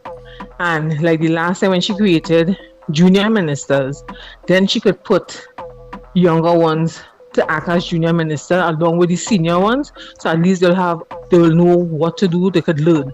But putting a young person one time on the forefront, nothing wrong with that, but at the same time they may not have that experience like how experience the senior will have. Experience so comes to what plenty. She could do, right. So what they could do, they could put a junior minister alongside these ministers so they could learn along the way. Yeah. You understand? But make sure it's a process that everybody agrees upon. It's not that you're just putting somebody there. The person must have qualification and all the details that's supposed to go along with it. Yeah, well, I think so. It's a learning experience, because any job space you go to, there's actual work experience. And in order for them to learn how to do it, they have to be there too. But you must have your qualification and whatnot. But it must be transparency throughout the board. So Sir Charles, again, great program for morning straight. Thanks very much. Have a blessed one, Sir Charles. Blessings. Okay, no problem, Susie. Thank you. Yeah. So we're taking your calls. Yeah, we hanging out with Lyman. It's a Friday, and we're off to a pretty good start. So I'm very appreciative of that. And of course, at the end of it all, I don't think it's going to be a situation where he's not going to be getting the assistance that is needed. But sometimes the experience. It is, you can't beat experience. And maybe for whatever it is whatever is their agenda going forward, maybe they feel that they need that kind of experience, or they need a particular kind of experience going forward. And I'm sure that just wasn't she wake up in the morning and decide, no. That was a strategic probably move that he would just appear. People may have just seen him on the platform coming up to the elections, but I am sure those conversations would have been happening long time. Caller, good morning. So Charles, morning. It's Friday. It is Friday. Good morning, Jay. How are you doing? I good man. Firstly, I must say again, it's really good to have you back on the area. I mean, I know it's a couple of weeks in. We're probably a month by now. I'm not sure. A month today, actually. Oh, nice, man, nice. I mean, you seem more comfortable here as well. I don't know. I mean, I don't find my name business now, but I know a couple of the the person from 102 is back on this frequency. Yes, this is something for you all personally. Whatever it is, I hope it grows, or if it stays here. Well, I mean, I hope it didn't go anywhere, basically, but just increase. Yes, reach, just increases reach. You could live a comfortable life off of it as well, Right, so that out of the way. So I heard this speech yesterday. I mean, again, I find it was, as of today, the woman saying the right things. As of today, I have no problem. It was a very encouraging. It sounded hopeful to me. People might say, well, it'll play so being gullible, but I find that is what I expect, something that give the nation a little hope, right? Especially how we've been the past few years. Knowing, I mean, with the economic situation, the crime, everything. So just for to act it out now, to deliver, right? I think placing the aid, making Jeremy the AG, as you rightfully said, these things will just happen by divide. These things was probably in the process weeks or months ago. They done discuss that. She probably would have, not probably, she have discussed that with her. I mean, she have the people who've been with her, I mean, who've been in the UNC, because everybody saying the UNC built with lawyers. How come? But that one like strategic moves, I know she would have those discussions already. So hopefully it wouldn't have any ill taste in anybody's mouth.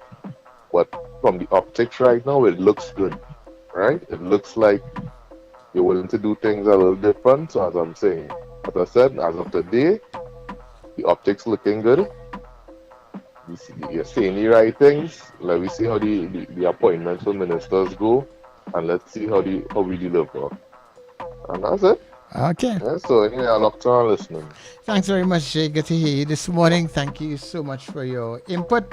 It's a Friday, people. Yeah, we're taking your calls. Give us a shout this morning.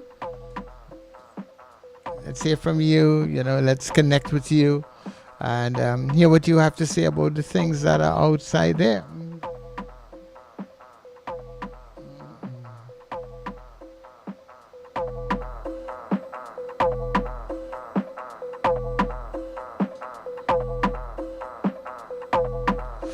Right, so 281-1315. That's 281-1315, and we're taking their calls, and I said, yes, the appointments will come as we go along. And trust me, it's plenty out to appoint. I was talking to somebody to look for besides like cabinet members, and you have to look for people for state boards and all those other things. I understand there's over 5,000 people you have to look for, That's a lot of people to find, to serve in the government. Good morning to you, sir. Hi, everybody. Well, the tone so far from the Prime Minister is signals a lot of good things. I think it was a strategically smart move to who she picked as the Attorney General. I mean, the Express gave us that information yesterday. That they told us that the rumor was that there she was going. Right? I think it was a smart move. Because, and I also think, adding that to the fact that she's sewing on the Constitution rather than any particular Bible was also a smart move too. Because if you look at the bill up to the election, she tried to sell the rest of the population. First, they work hard to solidify their base, their ethnic base. She kept that going with all the Monday night program. A lot of other people wouldn't have paid too much attention to it. But then coming on to the election now, she started to reach out across the board. Now, in this era here, I think it's about legacy for her. And she would like to come out of politics with something better. She knows what it's like to be sidelined, to be discarded by even people of her own ethnicity. And that should make her a little stronger today to do things differently. Right? I mean, I know Dr. Rowley is feeling the same pinch today. He should be able to empathize with how Manning felt. Right? As soon as you lost, people want to run you out of town. He could empathize with how Basio Pandey would have felt. And of course, he should be able to understand what it was like from Kamala, given her age, given her gender, and everything, how she would have felt for 10 years. It's a good time to sit down and reflect on all these things. You know what I mean? Because he's not the only person they were hard on. They had hard before, and I didn't hear him coming out and telling his supporters, well, listen, don't speak about Mr. Manning like that. And I didn't hear. If he did it, I did not hear. But I remember going down Frederick Street one day when Mr. Manning lost the election, and like he was lost in the wilderness with one security guard, officer. You can see him in his jacket. Not an obvious security person, detail. And he was walking down Frederick Street, and he looked lost. And I saw some people on the other side of the road cussing him, That is how aggrieved people were that he called an election ahead of time and lost it. And them PNM people were very brutal to him, And I and all who did not like Manning felt sorry for him. You know what I mean? I hate to see somebody getting kicked when they're down. You know what I mean? But I saw him go through that, and I felt really, really sorry for him. I tried to talk to him more than once, and I realized he pig-headed, was stubborn, and he liked to give this air that he knew all what is going on through some miraculous spiritual thing where just people getting your gossip all the time. But that is ability to listen and act with sense when people getting it to you on the ground is all of their downfall. But I remember feeling sorry for him, so I know what Kamala went through. I see a lot of people who are applauding Kamala today. I heard them, They were saying she can't come back, Even after the election in the party that she won, they still were saying they cannot win with her, you know. They were saying that on the radio, you know. They were giving up on her, you know. Yeah. But it have a few PNM people who when I hear them talk and comment, they were getting on the same way too. And guys, when I said, but wait a minute, these people getting on as if people don't vote. You know, everybody writing off the woman, people on her side, and people in the PNM and Rowley getting on as if the tide are turned. I say, you see me? I want out of this whole charade. You know, because I know what campaigning is. Campaigning isn't about actually genuinely trying to do things for people. It's about how you can fool the people. That is what campaigning is. You make people believe, and then you go there and you fix up yourself, your finances, everybody. And of course, one way of transferring money from the treasury to yourself and your people is through projects you do for the country. So some benefits come to the people through that, but the primary objective isn't to say I come here to serve the people. So I am hoping the experience she would have had in the wilderness and the recognition that even people she had thought were close to her, would have been loyal, would have been sympathetic, were ready to discard her, gives her the mental framework to not operate within a tight ethnic box, feeding a narrow agenda. It's in that regard, I think, bringing in Jeremy was a strategically smart move, because he's not part of that whole cabal. He's holding a strategic position now in government, and he will have the ability to go after any of them. I'm talking about PLM people, I'm not talking about people within the party if they get caught with their hands in the cookie jar. Yeah, and she has signaled that, eh? She signaled that on the yesterday. And because she knew that what she get beat with. She knew she put people in position and they did wrong things. So I think bringing him in from the outside of the cabal was really, really significant. He had the experience. He got kind of respected in the legal fraternity, you know, and she could probably rely on him to help watch her back better than she could if she had relied on people within her own inner circle. So I thought that was a smart move. The optics is very good. I want to see what else she does. I am not really playing for optics, eh? I don't care if she put a whole Indian cabinet. It doesn't matter to me. I want to see who you're putting and what the capabilities are. And if I can look at the history and give an idea of how much they're liable to put their hand in the cookie jar, right? So I'm not playing for the optics alone. But I mean, I know how the public is out here. And she's smart enough to play for that. Those are the people who are going to be swayed one way or the other by the optics. You know what I mean? So I think overall, it's a good start. We have enough time to see where it's going, because there isn't what she said on the platform to tell me she knows how to get the revenue to pull off the promises she made. That did not come on the platform. Right? So a lot of it is a wait and see kind of thing. So I don't have much confidence in anyhow. Anyhow, I'll stop for now.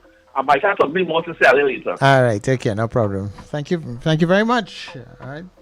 People, we're here with you on this Friday morning, taking your calls, your comments. You know, how do you see the thing unfolding?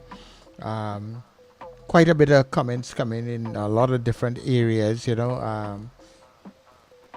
And people have their different views, and everybody is entitled to their view as to how they see the thing, either then and now, you know. But as I said, for me personally, I'm just hopeful that the experiences of the being in government last time for Mrs. Bissessa, and as I said, I think she would probably want to leave a better legacy. I think Dr. Rowley himself wanted to leave a good legacy and walk out on a particular note. But I think some of the decisions that he made coming down, which has caused the party to lose the election, his legacy will be, you know, not as remembered as he would probably have wanted to be. You know, but I'm hoping people learn from their mistakes. Good morning, sir. Good morning, Mr. Sir Charles, sir. Morning, Mr. Pinal. Pertaining to our friend here, John Jeremy, I know Devant has a lot of fears. I heard his interview this morning. He expressed a lot of fears as to how it had gone before, and he was able to point to various areas of concern. Well, that posting that he made that went viral seems that though he had written it before, because within 1 minute of the appointment or so, people started sending me stuff. And that was the second thing that somebody sent me in a few minutes. He couldn't have written all of that in a few minutes. So it looked as though he had written it and it was waiting to go out in case one of the possibilities, which was John Jeremy, became Attorney General. I don't know how prepared he was for all the other possibilities. It came very, very quickly. My phone was in my hand and I was reading the other stuff and it popped in immediately. Yeah. So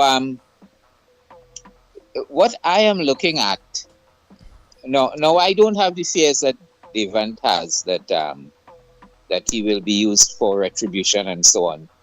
I think it anchors in the mind of the people of Trinidad and Tobago that she's not going to go with only UNC hardcore people, which is a fear that we get from time to time, that there's a black caucus in the PNM and an Indian caucus in the UNC and a Chinese caucus that Siot Young belongs to, and they're going to rename all the streets and Chinatown everywhere, and there's that kind of foolishness. Because those things have been eroded over time, and yet people keep pointing to their strength. The interview you played there with Vasant and Clive, they pointed to that as well, but what they failed to point out in the clip that you played is that that is getting weaker. In the next election, I will be 70, and a lot of people who are my age now will be dead in that 5 years, right? And are the younger people holding on to these things as firmly?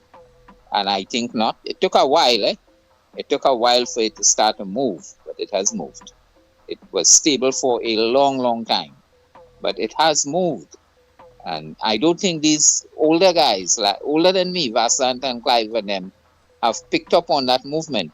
Maybe I've picked up on it because I would have been dealing with the younger folk until recently, and you can see the shift. Or maybe they haven't picked up on it. Secondly, I am interested in things like the refinery. I think they will have to do a profit sharing arrangement with somebody who have money. Come and open the refinery, spend your money and thing, we'll value everything and we'll do a profit sharing arrangement. That would be worked out before by the various experts. And then there's the other things. I'm big on the foreign direct investment. Again, you don't have to put out money for that. People asking where they're going to get money to do this. You don't need money to reopen the refinery, right? You could do a profit sharing arrangement, as I said. Now, let me give you an example from this area right here. Now, we all own land in this area here, right? One of my father's cousin's son, who we grew up as brothers, all of us in this community here, he didn't want to plant his land, his rice, right? But he could work in rice. He knows all the work and he could do everything. So he rented the land to a man with a tractor and regular workers who would work with him and so on, work in cane and rice with him and whatever he's doing. He could connect up and so on. He rented the land to a man who would plant the rice, and he had the right of first refusal to any work. Now, he expected that he would come and do a fair day's work. He would do everything. There's several processes that you go through before you harvest and even post-harvest. So long as there's one man working, it's him. If there's 10 men working, it's him and 9 others. Always, he's always working. Throughout the crop, as soon as you need somebody, he getting the food. So he gets rent for his land and he's employed during the course of the time, anytime you need somebody, one or more. So he did not have to invest in growing rice himself, but he profited out of the rice because he got a job. for that period. And in between, when the guy didn't need him, he would work for other people. So during the period of that rice season, so we work with the weather, although you could grow rice in the dry land, you need irrigation and whatnot in the dry season. But so he got rent, and he got work, and he got other work with other people who link up with the same guy and so on. So I'm saying he made money. That is the kind of approach we have to take. You create the opportunities for people to come and invest in Trinidad and Tobago, and immediately their employees get a salary which they're spending in the economy. They pay NIS, right? They contract local suppliers for this, that, and the other. And they will pay some degree of corporate tax. You might give them a break and so on to some degree. And they generate activity overall. And they're exporting and so on. Or they're at least if they're making stuff you already have here, you know, you're not importing it, or they're exporting or something. You are not putting out one penny. So I'm just saying that for the people who keep asking where the money coming to do this and that. Now there would be government projects for which you have to spend. But where the money coming to open Petrotrin and the refinery, and where the money coming to diversify, I've just answered it. Thank you, Sir Charles, so much. Thank you. Okay, thanks very much, Mr. Pinal. You know, I really appreciate the fact that people are looking at the thing in different ways. At the end of it all, nobody knows what the real outcome will be. You know, as they say, you have to test the pudding out to see how it's eating. You know, so people have fears, and I suppose you could consider some of that to be genuine fears. Some people, are not in favor. I remember you'd have people who would have fallen out with the party over a particular period, and regardless of how or what is happening, they will have nothing good to say. It's always doom and gloom or bad decisions. So we expect those kinds of things to happen also. Yeah, and those are things that you really can't change people with it. See, I at the end of it all, which says I don't see her as a careless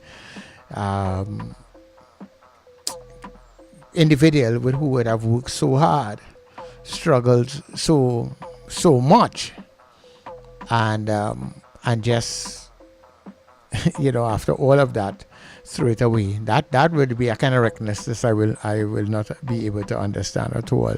But I know some people are saying, well, bad move already,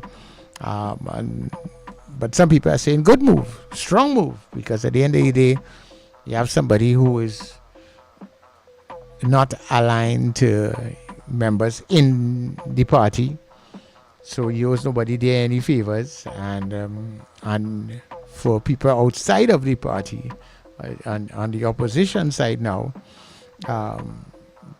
you may want that kind of expertise and somebody who's able to challenge and go after these individuals for if there's wrongdoing. As I said, for me personally, there's one thing I would definitely like to hear now that they have a new AG in place, a new government in place, and as people go into the various ministries and stuff, they will be able to gather information that was not available to them when they were in opposition. And I hope we will now be able to hear some of those stories that the public have questions about. One being for me is that whole situation as to what happened in the Auditor General's department with the last audit. Well, she's still the present Auditor General. I think she's very lucky that the government changed, because had the government not changed, this Auditor General would have definitely been looking for a walk at the end of her tenure, because I'm sure the PNM was not going to renew that contract. Yeah, so but I am eagerly interested to find out what is going on, because I don't know, something, they say something deep down in your soul, deep down in your bones, just tell you something wasn't right there, and I get the feeling that something was definitely not right. So I am very much interested to find out what really went on there. Hello, good morning. Great morning. Great morning to you, my dear. Are you hearing? Can you on the small phone? I'm hearing you. Okay. Yeah, can you hear me? A little soft, but don't worry. I'll make sure I get you A up little inside. soft. Hearing me louder now? Oh, yes. See, I know you ladies are very soft, but could be very loud when all they're ready. Or they like the louder people. Why you always like to compare one lady with all ladies? Most ladies. Okay. How are you? You good? Yes. For the moment. Nice. Plenty work though, but you know how it goes. Yeah. Well, yeah, as I say, I know you're capable, and you're well capable of that too. So.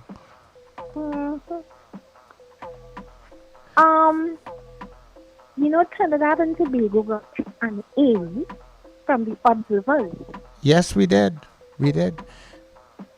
However, I am just wondering how come, because I heard endless complaints and irregularities being cited during the election. Yeah. So I'm wondering if they did not know about all those things, because people say they send letters. So I'm just wondering about that. Or if all those things were just passed by and not judged and all that. Well, I suppose at the end of the day too, they were here. They would have been looking at things, they would have been seeing, and they would probably have come to certain conclusions after seeing the way that the thing was running, even if some of those allegations were really valid, or if it was just people just making mischief too, I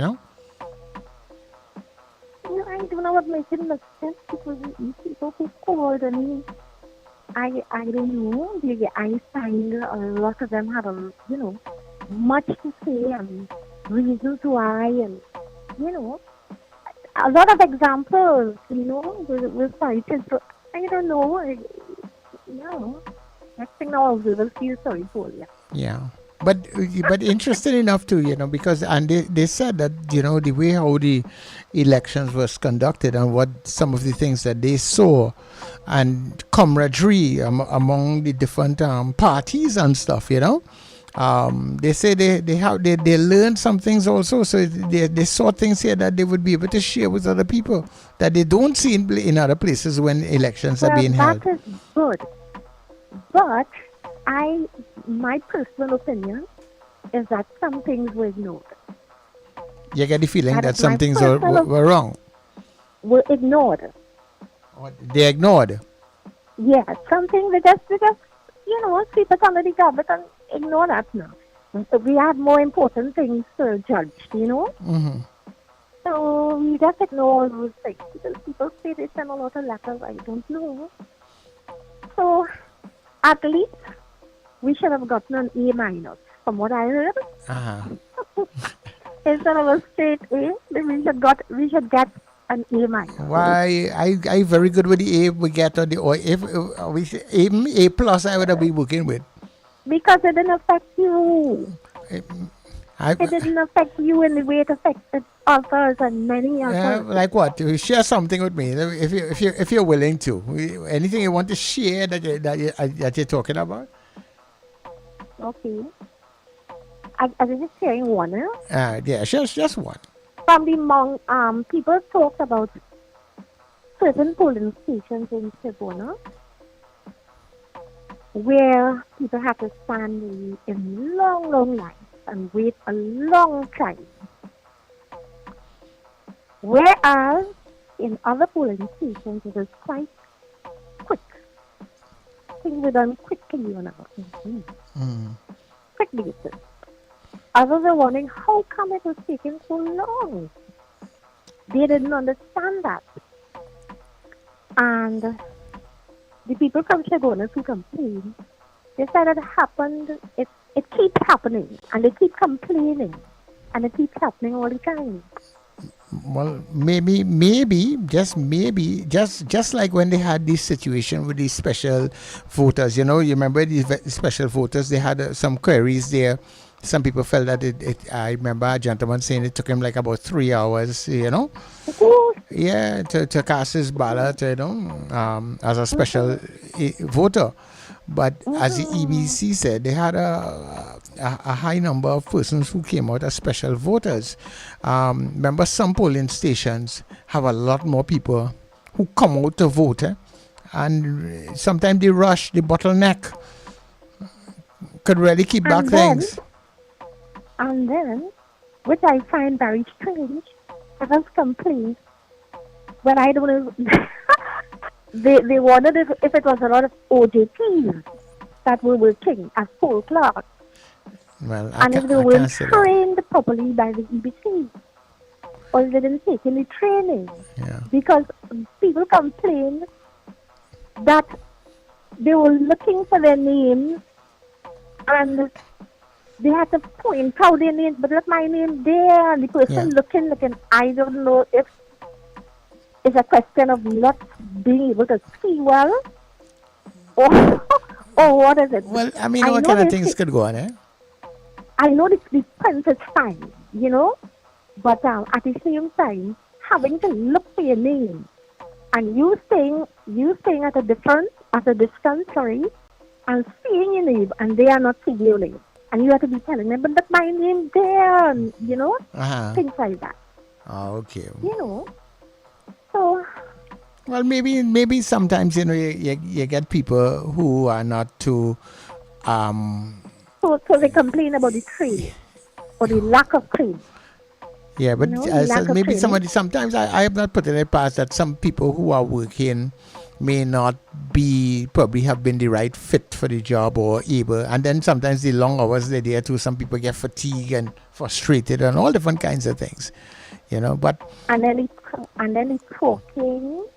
Yeah. It's talking right through. Some of the talkers talking out loud so that you could hear. Yeah, because they call out your name and all kind of thing. No, not just calling out your name. Talking other mind. Other talkers, talking out together to them. With all them people, they might have to talk. They might have to. Yes, it happened in some stations. Okay. It happened in some stations. A kind of unprofessionalism. That kind of thing. Yeah, but I suppose, as I said, if plenty people, and I know some of those places had a lot of people come out to vote. I mean, thousands of people come out, and everybody come in at a certain time because they want to make sure I is the first to vote, and I want to be early to vote. I went late, and I had nobody when I went. For instance, somebody said that another one was talking to a poll clerk. And he's saying, use a teacher, and use a teacher. I know you use a teacher, and that kind of thing, that shouldn't be happening in the place. Yeah, well, all kind of madnesses take place sometimes. Yeah, a little madness. So we should get an A minus. Yeah, all right. You see, in my life is because of my profession, but you see, I find an A is an A. That's what an A should be. Okay. We should really get an A minus, and those are only some of the things I told you about. Yeah, well, I hear you. Well, as I said, I was not I was not hindered as much as people in those areas. This is what I'm saying. They did not affect. Yeah. They were not understand. Yeah. They didn't start to understand because in my area, Holy Cross, in Arima. Oh gosh, there are people just coming in and going out.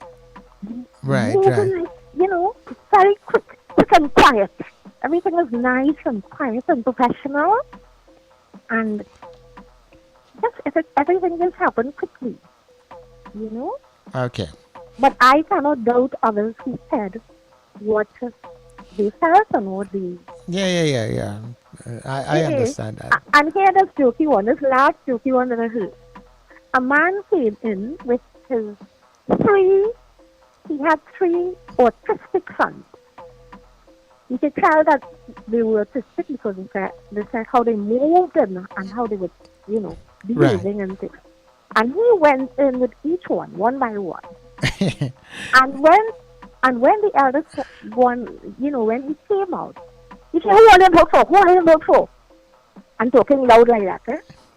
And one of them say, "Daddy vote for so and so for me," and call out his name. Daddy casting the vote. Those kinds of things not supposed to happen. And call out his name. And the presiding officer was stunned. Yes. Had to look at people in this kind of way. I hope they hear what he's saying, that kind of thing. If people are not able to cast their votes on their own, I don't think that should be. Nobody should be able to go and cast the vote for them. But they said they should have been in special voting, Yeah, special voters, and you have, special things, and neutral people to help them if that is the case. So when they get there, they could be put in the hands of the polling agents, and they could say, well, for people, who may be visually challenged, these are the persons, the candidates, who would you like, and, Well, it's strange that visually, those who I spoke to, those who are visually impaired, they had no problem. Because, they have their templates and everything. And and they had no problem. All right. And whoever they went to, just help them quietly. Well, because, they don't have to talk and all that. Yeah. Sunshine, thanks much. Yes. Okay, take care. Enjoy your weekend, okay? You too, darling. Okay, bye-bye. Yeah. The rigors of the polling stations, I don't know. It probably took like if it takes an average about 8 minutes, 5 to 8 minutes for somebody to cast a ballot, just think about it. If it takes about 5 minutes from you get in, if I can remember the process, hand in my poll card, a man had to go through the thing, see if I'm on the list, then he called out my name hard, so like everybody in the thing could say, "Hey!" All right, and then he signed something and he give it to me. I had to go to the next person, and they fill out the thing and then hand it to me, show me how to fold the paper, then show me where I have to go to stamp it, then I have to got it stamped, come back out and go by the other person there to drop it in the box. That person have to talk to me. I have to show them the signature, both sides, drop it in the box, or put my hand in the ink and then drop it in the box. And then watch the ink fall all over me. But yeah, that's a process. So imagine if it's taking 5 to 8 minutes for a person to do that, and then you have 5,000 people, 3,000 coming at the same time. You can imagine how long you had to wait. Good morning. Good morning, Sir Charles. Junior. Good morning, my friend. Man. Yeah, man, Sir Charles, man. So, pleasant good morning to each and everyone, wherever part of the world you're locked on listening to netcityradio.com. Sir Charles, above and beyond. Above and beyond. And beyond. Future of radio. I like that. If our entity was up in the election, but I hope crying maybe shorter, maybe shorter make some votes. Above and beyond by Star Trek Enterprise, right? Yes. Yeah, but so Charles, so let me say pleasant good morning to the silent listeners also, and to the beautiful twin island of Trinidad and Tobago. Love you, man. So Charles, so I want to start by we witnessed the installation of our new and incumbent Prime Minister, Ms. Kamala Persad-Bissessar, and the new Attorney General, Sir Charles. So let me start off by saying that I wish the Prime Minister all the best. Yes, Sir Charles, and as I think I was listening, I think Mr. Hutek was saying, you know what? Leave a legacy. You leave a legacy for yourself, and even beyond the grave, that people will still be, could talk and history will and do that, but that it be one that people would remember you by, in a good favor. So In a good so way. you would have given a second chance, and no, Sir Charles, as a leader, the amount of voices, Sir Charles, that we hear, Sir Charles, is how she's going to navigate that, because again, we live in a country where is difference and races is cosmopolitan, where different races, different religion. So I mean, a lot of voices that you would be hearing, and it will be interesting to see how she navigates all these voices, because Sir Charles, everybody wants their pound of flesh. Yes. Right? She would not be able, she would not be able to please everyone, and that is the country that we live in. Even if you do for one, it would have those who would frown and say, hey, we will be pound of flesh too. So boy, I glad that I'm not in the position that she is in. And I really wish her all the best. I really wish at the end of her 5 years, and I know I'm going to say a contribution or something, yeah? Right? I have the feeling that this government wouldn't last for the 5 years, but I would want them to last for 5 years. Why? Because for some sense of stability, where the country, because going back to the poll, as soon as that doesn't augurs well for the country. Now, as for her picking this attorney in general, and yes, some of her party supporters have issue with this, right? But is it a strategical move, Sir Charles? You feel it is a strategical move? You mean picking the Attorney General? Yeah. It has to be for them, I feel is a strategic move, and I feel he will just be there for a time to fulfill certain things, and then he would be removed. That is just my feeling, right? Because I mean, and I sat there looking at the ceremony, and is two persons that is matured or ageable persons, such as. Again, now that is a concern to me. Not that I'm not quick to write off our mature folks, because as much as yes, the young people are the future, you need people, right, with experience, right, to guide us, the young people. So I am not quick to throw out, the mature folks. I always welcome, because they could guide you once they could do that properly. So I'm not quick to throw that out. But again, I look tomorrow, please the Lord, with seeing who will be in her cabinet. Right, I guess that might be another contentious after tomorrow, when the cabinet of Trinidad and Tobago of the government will be installed, and the contention. So Charles, I just watching, right? I'm watching, I'm listening, right, and I'm looking forward, right, for good things to come. Let me see, and in 2025, much more, Sir Charles, trust me, this is just the beginning.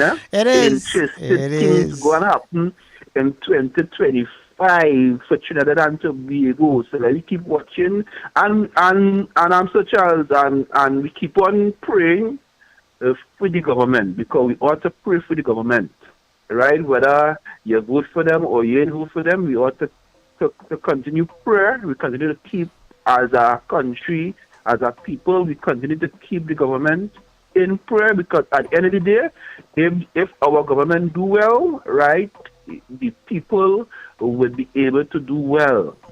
So I'm looking forward. Sir Charles, have a safe and a blessed weekend, right? Now we continue to see the crime and the killing continue, while all this is happening simultaneously. Yes. The criminal element on them, right? Them just doing what they're doing, and I hope and I pray that something new could happen where we can really bring a dent in crime.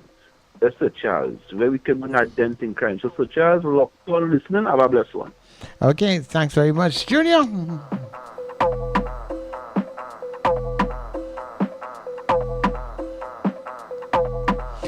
Yeah, it's as I said, we in for some very serious times, yes, but we are also in for some very interesting times also. I mean, I know there's quite a bit of anticipation, anxieties taking place, but I know also people are watching to see how the thing will unfold. Good morning to you. Pleasant good morning to you, Sir Charles. Oh, Miss San Augustine, how are you doing? I'm blessed, thank you. But still fighting with cold. Oh, my word. You'll get over that shortly, man. Yes, I hope so. I tried to get onto you so many times that I wasn't getting through. All they were saying is the mailbox full. Yeah, I don't know what's going on there, but I'll check it out and see. Yes, so you have a peaceful, a blessed, and a wonderful weekend, you and the family. All right. And we stay in prayer. No problem. I'm so happy to hear you this morning. Yes, have a blessed weekend. Love you, Sir Charles. Okay, no problem. Oh, my word. Take care of that voice of yours. Take care. Yeah. We have this cold going around, but we always have the cold. There's always something going on. I don't know what they're going to call it right now. But just before I take the caller there, I wonder what people would have said, because I heard Mr. Mirage talk about it this morning, about people like who he thought that she could have used and that sort of stuff. And he mentioned Anand Ramlogan and Gerald Ramdeen. Well, I could imagine if she had decided to go that direction, what tongue would I be saying today about that? And probably that's why she didn't go there. Hello, good morning to you, caller. Good morning, my brother, Sir Charles. Good morning, my dear. How you doing?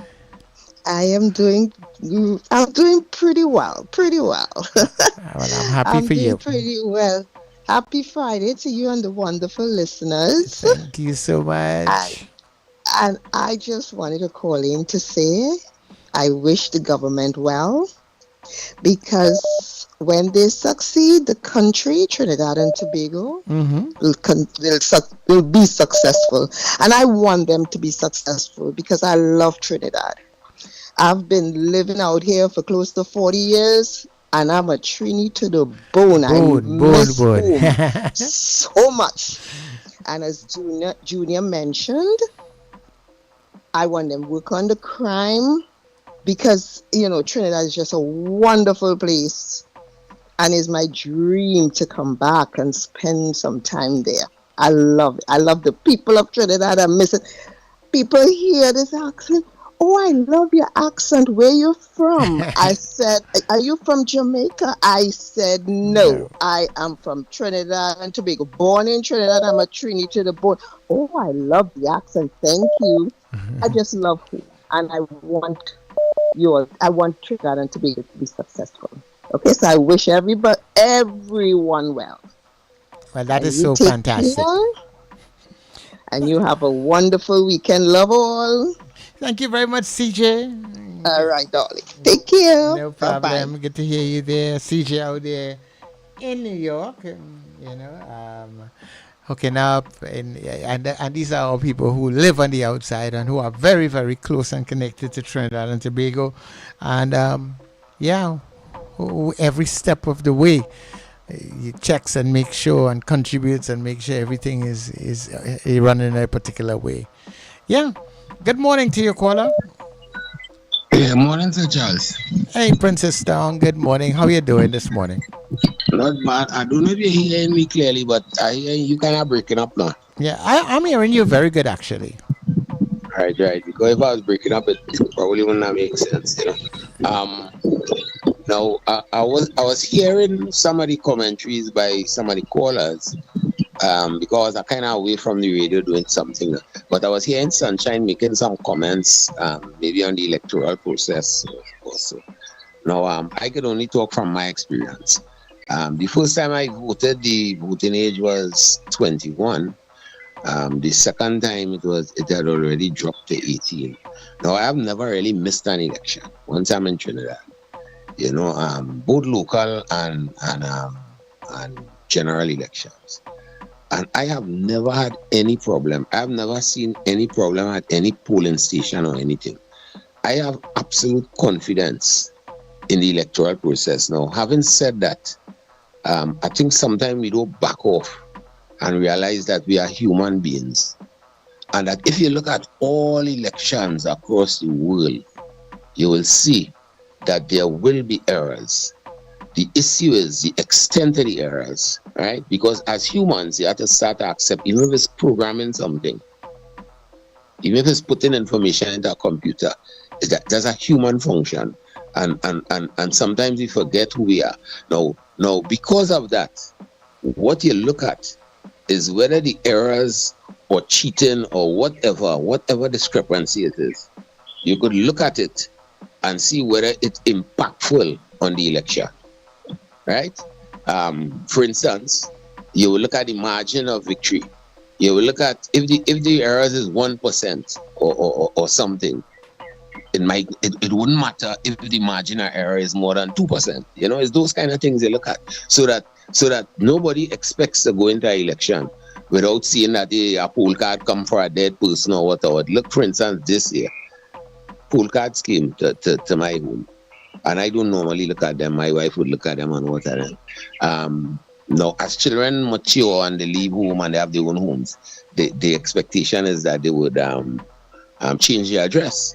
Now, I still have one individual who I would say recently married, in the last few years. But her address is still here, so she would come to Princeton and vote. And in looking at the poll cards the day before the election, because the election come in the poll cards there a while, let me see, I kind of familiarize myself. When I look, I see one for a daughter of mine who has been living in England for maybe a decade and a half. And is basically a British citizen. Now, to me, that is because she didn't notify them that she no longer domiciled in Trinidad, and I didn't take the responsibility. I didn't see it as my responsibility. I just see it as they would think. Now, somebody might say, hey boy, that person, they have a poll card for them and they're not in Trinidad, they're no longer living in Trinidad. And those are the types of errors that I'm talking about, right? And the errors like that do generally impact an election. When they're analyzing the election in the United States, you let them say, it's not that they mightn't find out of those tens of millions of people voting, that it wouldn't have some errors, but it's whether the error here or the error there impactful. Now, I've always felt too that many of the complaints raised are generally frivolous, and this is why none never succeeded in court per se, and here we are. And I wouldn't pull on our EDC at all. I want to uphold them and say, they have been doing a great job all my lifetime. Now, as I said, that is my experience. Now, going forward with the political change, I would want to be cautious in my comments, because if the Honorable Prime Minister appoint an Attorney General, that's only one person. That doesn't give you any flavor of the government, right? We expect a speech in light with what might be the community, the aspirations of the people, and what might be the direction the government wants to go. Now, just from listening to it in general, I'll tell you what I disappointed in. I feel that we still have to come to the reality of the economic challenge. It's not different to what the PNM had, and they always had a difficult challenge. And I'm talking about in the short term to medium term. I ain't talking about the long term, 2 decades from now, that kind of thing. I'm talking about short to medium term. Now, from my perspective, I can see the possibility of meeting most of the major platforms that he promised, particularly wages to the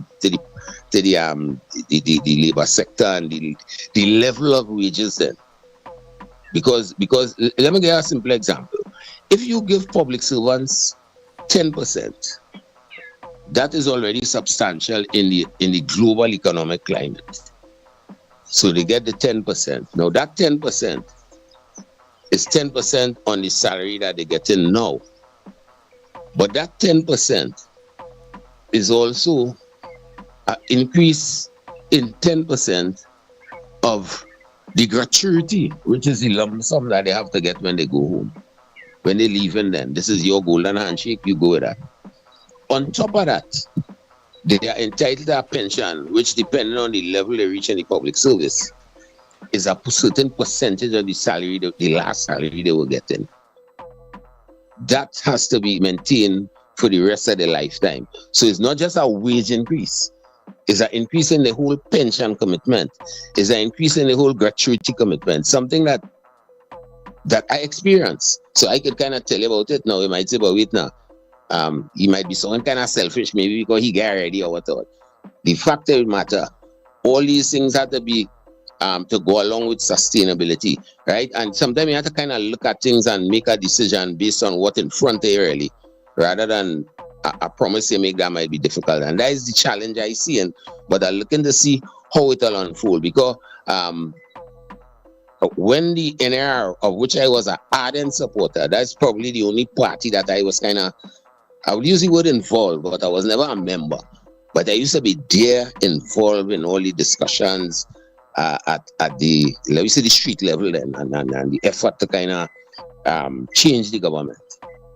And when the government came in, and Mr. Robinson advocated it was a 10% cut or a 15% cut, right? A 10% cut, I think, if I recall correctly. But I was active in the PSA in those days. I was one of the people who used to be in my workplace trying to convince my fellow employees that, hey, that before it happened, we should take the 10%, so and so. I used to be showing them calculations, hey, your salary will get bigger even with the 10% because you'll be paying less tax, all kind of things, which happened to me. But then they'll counter and they'll say, yeah, but under the IMF program, prices will go up and the value of your wages, even though it's looking reasonable, will be decline and all these issues now. So it's a kind of complex thing now. I supported it. But eventually when it took hold, I had to look at it and say, but wait, when I realized people leaving their homes and going abroad, and the impact beyond just how I saw it in my PSA realm then, so I would look at the situation now and say, hey, I hope that they don't do something that would throw us in a kind of imbalance because you want to satisfy a particular small group. I think it's better to look at it in a broader sense.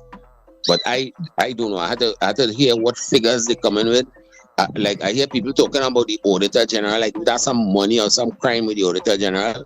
I kind of laughing at that because I yet to see anything or hear anything either from the Auditor General or from the Ministry of Finance officials of any kind of corruption there, so that if there's corruption, bring it out, because as I always say, bring it out. When it was called that, I say the UNC let 5 years pass and they never really make any effort to deal with Kola. And I always used to say, I ain't sure if it's a corruption there, it might have bad attitude, it might have not reporting to a line minister, it might have some malfeasance with some church going on, I ain't even sure. But to me, when you become the government, you have a responsibility to the people, no matter who it is, to go after the corruption. So now that you're in office, my expectation is that they would look at what the PNM did.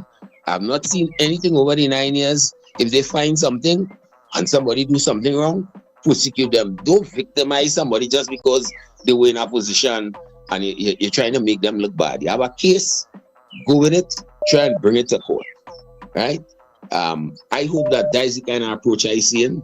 But I just have to watch and see. But from the economic challenge, I don't know where we're going. I expect them to embrace the dragon because that is common sense. They have nothing other than that in the short term. But that's kind of medium to long term. But that is a very good prospect. Eventually, that gas will come to be monetizing. It's not if it will be monetized. It's when. Based on the whole geopolitical situation. Okay, no problem. Thanks very much, Princess Tong, and I hear you. A lot of what Princess Tong said there today, I agree with him. where especially where our EBC is concerned. I mean, I've been voting, for a great part of my life, and even when challenges were coming towards certain things, I think our EBC has basically, for me personally, this is my view, has really stood the test of time compared to what I hear in other areas and how elections are run and stolen. And I think that is probably why the majority of us in Trinidad and Tobago, when the election comes, it goes, and you don't see people have to be rioting, fighting, could go and cast their vote in peace and with nobody persecuting and harassing them, because people have that confidence in our EBC. So I want to say hats off to them. As far as some of the other things that you raised, I will respond to it as we go along, right? But we're running out of time, so we got to go. Good morning, sir. Good morning, Sir Charles. Morning, Kingsley. I think I know speaking to you since after the cutters what PNM get. You want your language, brother. You want your language. Yeah. You come now, man, do better than that now. Let me say good morning. Don't get reckless now, man. Let me say good morning to the listeners. Sir Charles. I don't want you to get reckless with the victory, I know. I realize some people getting reckless. Well, we time now, I hear that in the media celebration too. Yes, we time now.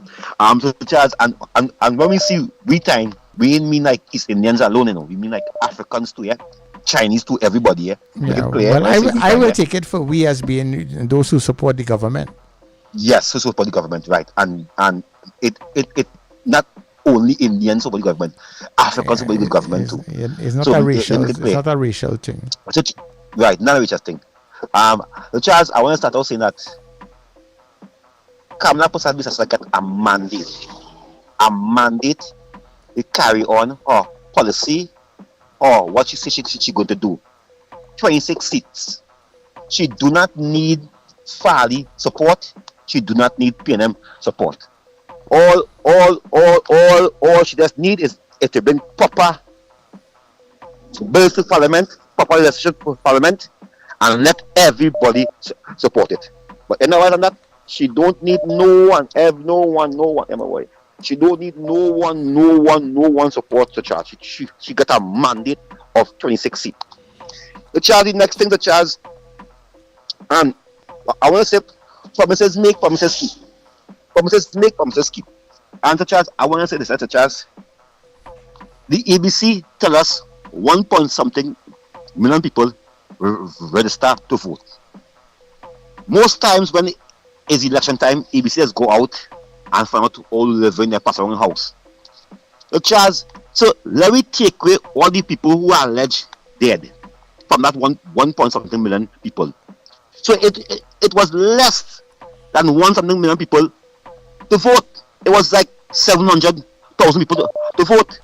But somebody did not check the numbers right. That is why we end up in this position today, because if we hear the official body of the election tell us 1 point something million people register to vote, right? People expecting to see 1 point something million people go out and vote, right? So the ABC need revamping. The ABC have to revamp. Which has also, I want to thank the opposition leader yesterday, the first prime minister in the world swearing on the constitution of Trinidad and Tobago is a law. Well, the leader, the prime minister, and it feels good to say Prime Minister Kamala Prasad Bisasa or Madam Prime Minister. It feels good to say that. And she put away the Hindu book, the Tao. She put away the Bible and the Quran. The Bible and the Quran. And she, thank you for helping me, Charles. Thank you a lot. But and I see she said, no, I am country. This is not a Hindu party. This is not a East Indian party. This is a Trinidad and Tobago party. And she read the right act for ministers and them. Be kind to the people out there. Just be kind to them. And this is what we needed. We don't want nobody to be soft. Of course not. But we want to show somebody show the care and they understand that being poverty. So all now, you see people. Yeah. All now you see people seeing out the word this, the word that. Which as I am saying this, such as you see the unions who stand the ground in the last 9 years and did not take that 4% or 5%. This is the union we have to deal with first. This is the union we have to go on the table and talk with first. You see the ones that them who take 4% and 5% before election to make the government look good. These is the ones of them who have to go behind the table and wait in the line, wait last in the line. But you see these unions who 9 years reject the 4 and the 5. These is the people who stand up and put Kamala back yesterday, Madam Prime Minister. There's the person who do that. So we have to make sure and support the people who are conscious and have common sense. Charles, I am saying this. All who know this government appointees, don't make me fire now. Just resign and go. You eat enough. You sit down there. I know what's wrong, what's going on. You're dealing something. It's time for we now to eat and sit down there and insert nothing just like Olio. I ain't business. With some of Olio, no more, you know. Because some of Olio take what Rowdy give Olio and wipe Olio mouth and insert nothing. So I want to tell Olio this. All who eat in the last 9 years, who are contract and they pay, and it's time for Olio to go and give somebody else a chance that the family could develop now. Olio eat enough. Olio eat enough. So Olio could go. Nobody have problem with Olio. No. Just pack your bag easy, resign, and give somebody else a chance. Fire Olio and embarrass Olio. Just go. Olio know Olio government appointees. Olio on contract. Olio just go because we going to remove Olio. Because Charles, we cannot have people there who is paying them appointees. Because I want to make my point by saying. Yeah, you have to make it quick. I run out of time. Charles, I want to thank you very much. You get me kind of late today. All right, okay, no problem. Thanks very much, Kingsley, for understanding. Yeah. I could probably. I didn't realize that's the time already, boy. Time run real quick, you know. But that's how it is. All right, so I will take this last call very quickly, and then we will put a wrap on it, and for today because we have Terry Ann coming up in a short. Good morning, caller. So, Charles. Hello. Yes, can you hear me? I'm hearing you, and you have to talk to me very quick. I just wanted to wish everybody a great weekend because I know the transmission will be kind of bad, you know. And we will fall off on Monday. But when UNC and PNM wins, nobody really wins. That's my word. Anyway, take care. Have a good. Okay. Have a good exchange. Exchange is just an exchange, brother. All right. Later. Okay, no problem. Thank you very much for being very brief and being very, very quick there, Virginia. Caller, good morning. Yeah. Good morning, Sir Charles. Morning, caller. Go ahead. I'm hearing you. Let's see. Yeah, you hear me? Yeah. Very quickly. Yes, I hear you loud and clear. Yeah, Sir Charles. Yeah. What I wanted to say this morning when I listened to the interview with Devon Moraj, he need to erase the hate that he's carrying about. He should have been congratulating the Prime Minister of Trinidad and Tobago because the last dispensation he was a minister, right? He had it nice for the 5 years. All of a sudden, he's too negative and he's not thinking positive. And he need to remove the hate that he's carrying about, right? Because when he calling supporters of the party stupid, that is not good. And I remember back in 2007 when he was using the words, I sure those people will want to come and live in all the houses in Central. And that is when they was relocating the people in the Diego Martin area where they have the sporting complex. Now, he made those statements and Gopio dismiss him because of that. How it is, you don't hate Gopio, but you want to hate the leader, the leader of the party, the prime minister. You know? So I find that is unfair. That is not right. Just because he wanted to be the attorney general, with all the fanfare and all the names of the different people he was calling, he won the work, Sir Charles. Yeah. He's the one who wanted to know, right? And that is the reason why you see he was carrying on like that, right? He should lead by example. You don't hear Hassan Barak carrying on the way he getting on with this type of hatred. When would he learn and try to understand one type of people cannot form a government? They have to have a mixture of people. I don't know when he would learn and when he will understand that. As far as I concern, Sir Charles, he's not a person that should be interviewed by any media house because of his attitude. You see the hate in the man. Yeah, well, we can't deal with all that kind of hate this wrong. So, right? Well, this is what I'm saying, and nobody, and the thing is, Richard tried this morning to tell him, but how could you call people stupid? And he still, you know what I mean? I said, no, man, that is wrong, man. Everybody have who they would want to support and who they would like.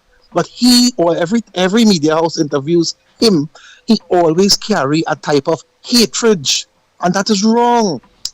You know? Okay. So this is what I'm saying. He should be dismissed. Okay, no problem. From that type of thing. I got to leave it. We will talk again. Definitely. Because we have Point 14 Borrow Day coming up this weekend. It starts from today. Trust me, done start already. All right. Thanks very much, Kenwin. Yeah. All right. So my guest is actually running kind of late. So while I wait on her to get in here, I will still take your call. Because seeing that the lines are kind of busy, you know. My guest is running kind of late this morning. So that is right. Hello, good morning. Good morning again, Sir Charles. I just telling Kingsley that good morning. Glad to hear you. Congratulations on your win, Kingsley. But remember yesterday, your people who work for the UNC did line up out their office waiting for their money yesterday. I saw it on Facebook. Thank you. Bye. I'll wait for the check.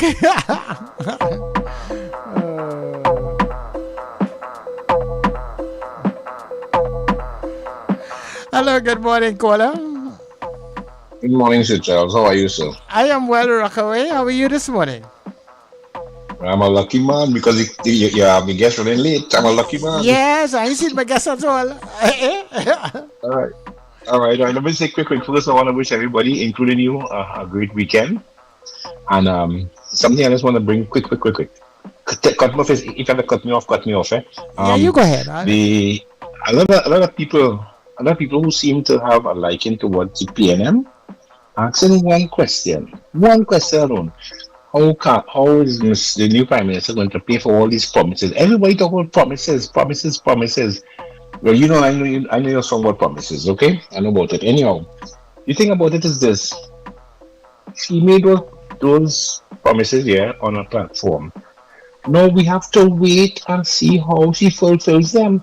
I'll give you one little two sayings. Worries like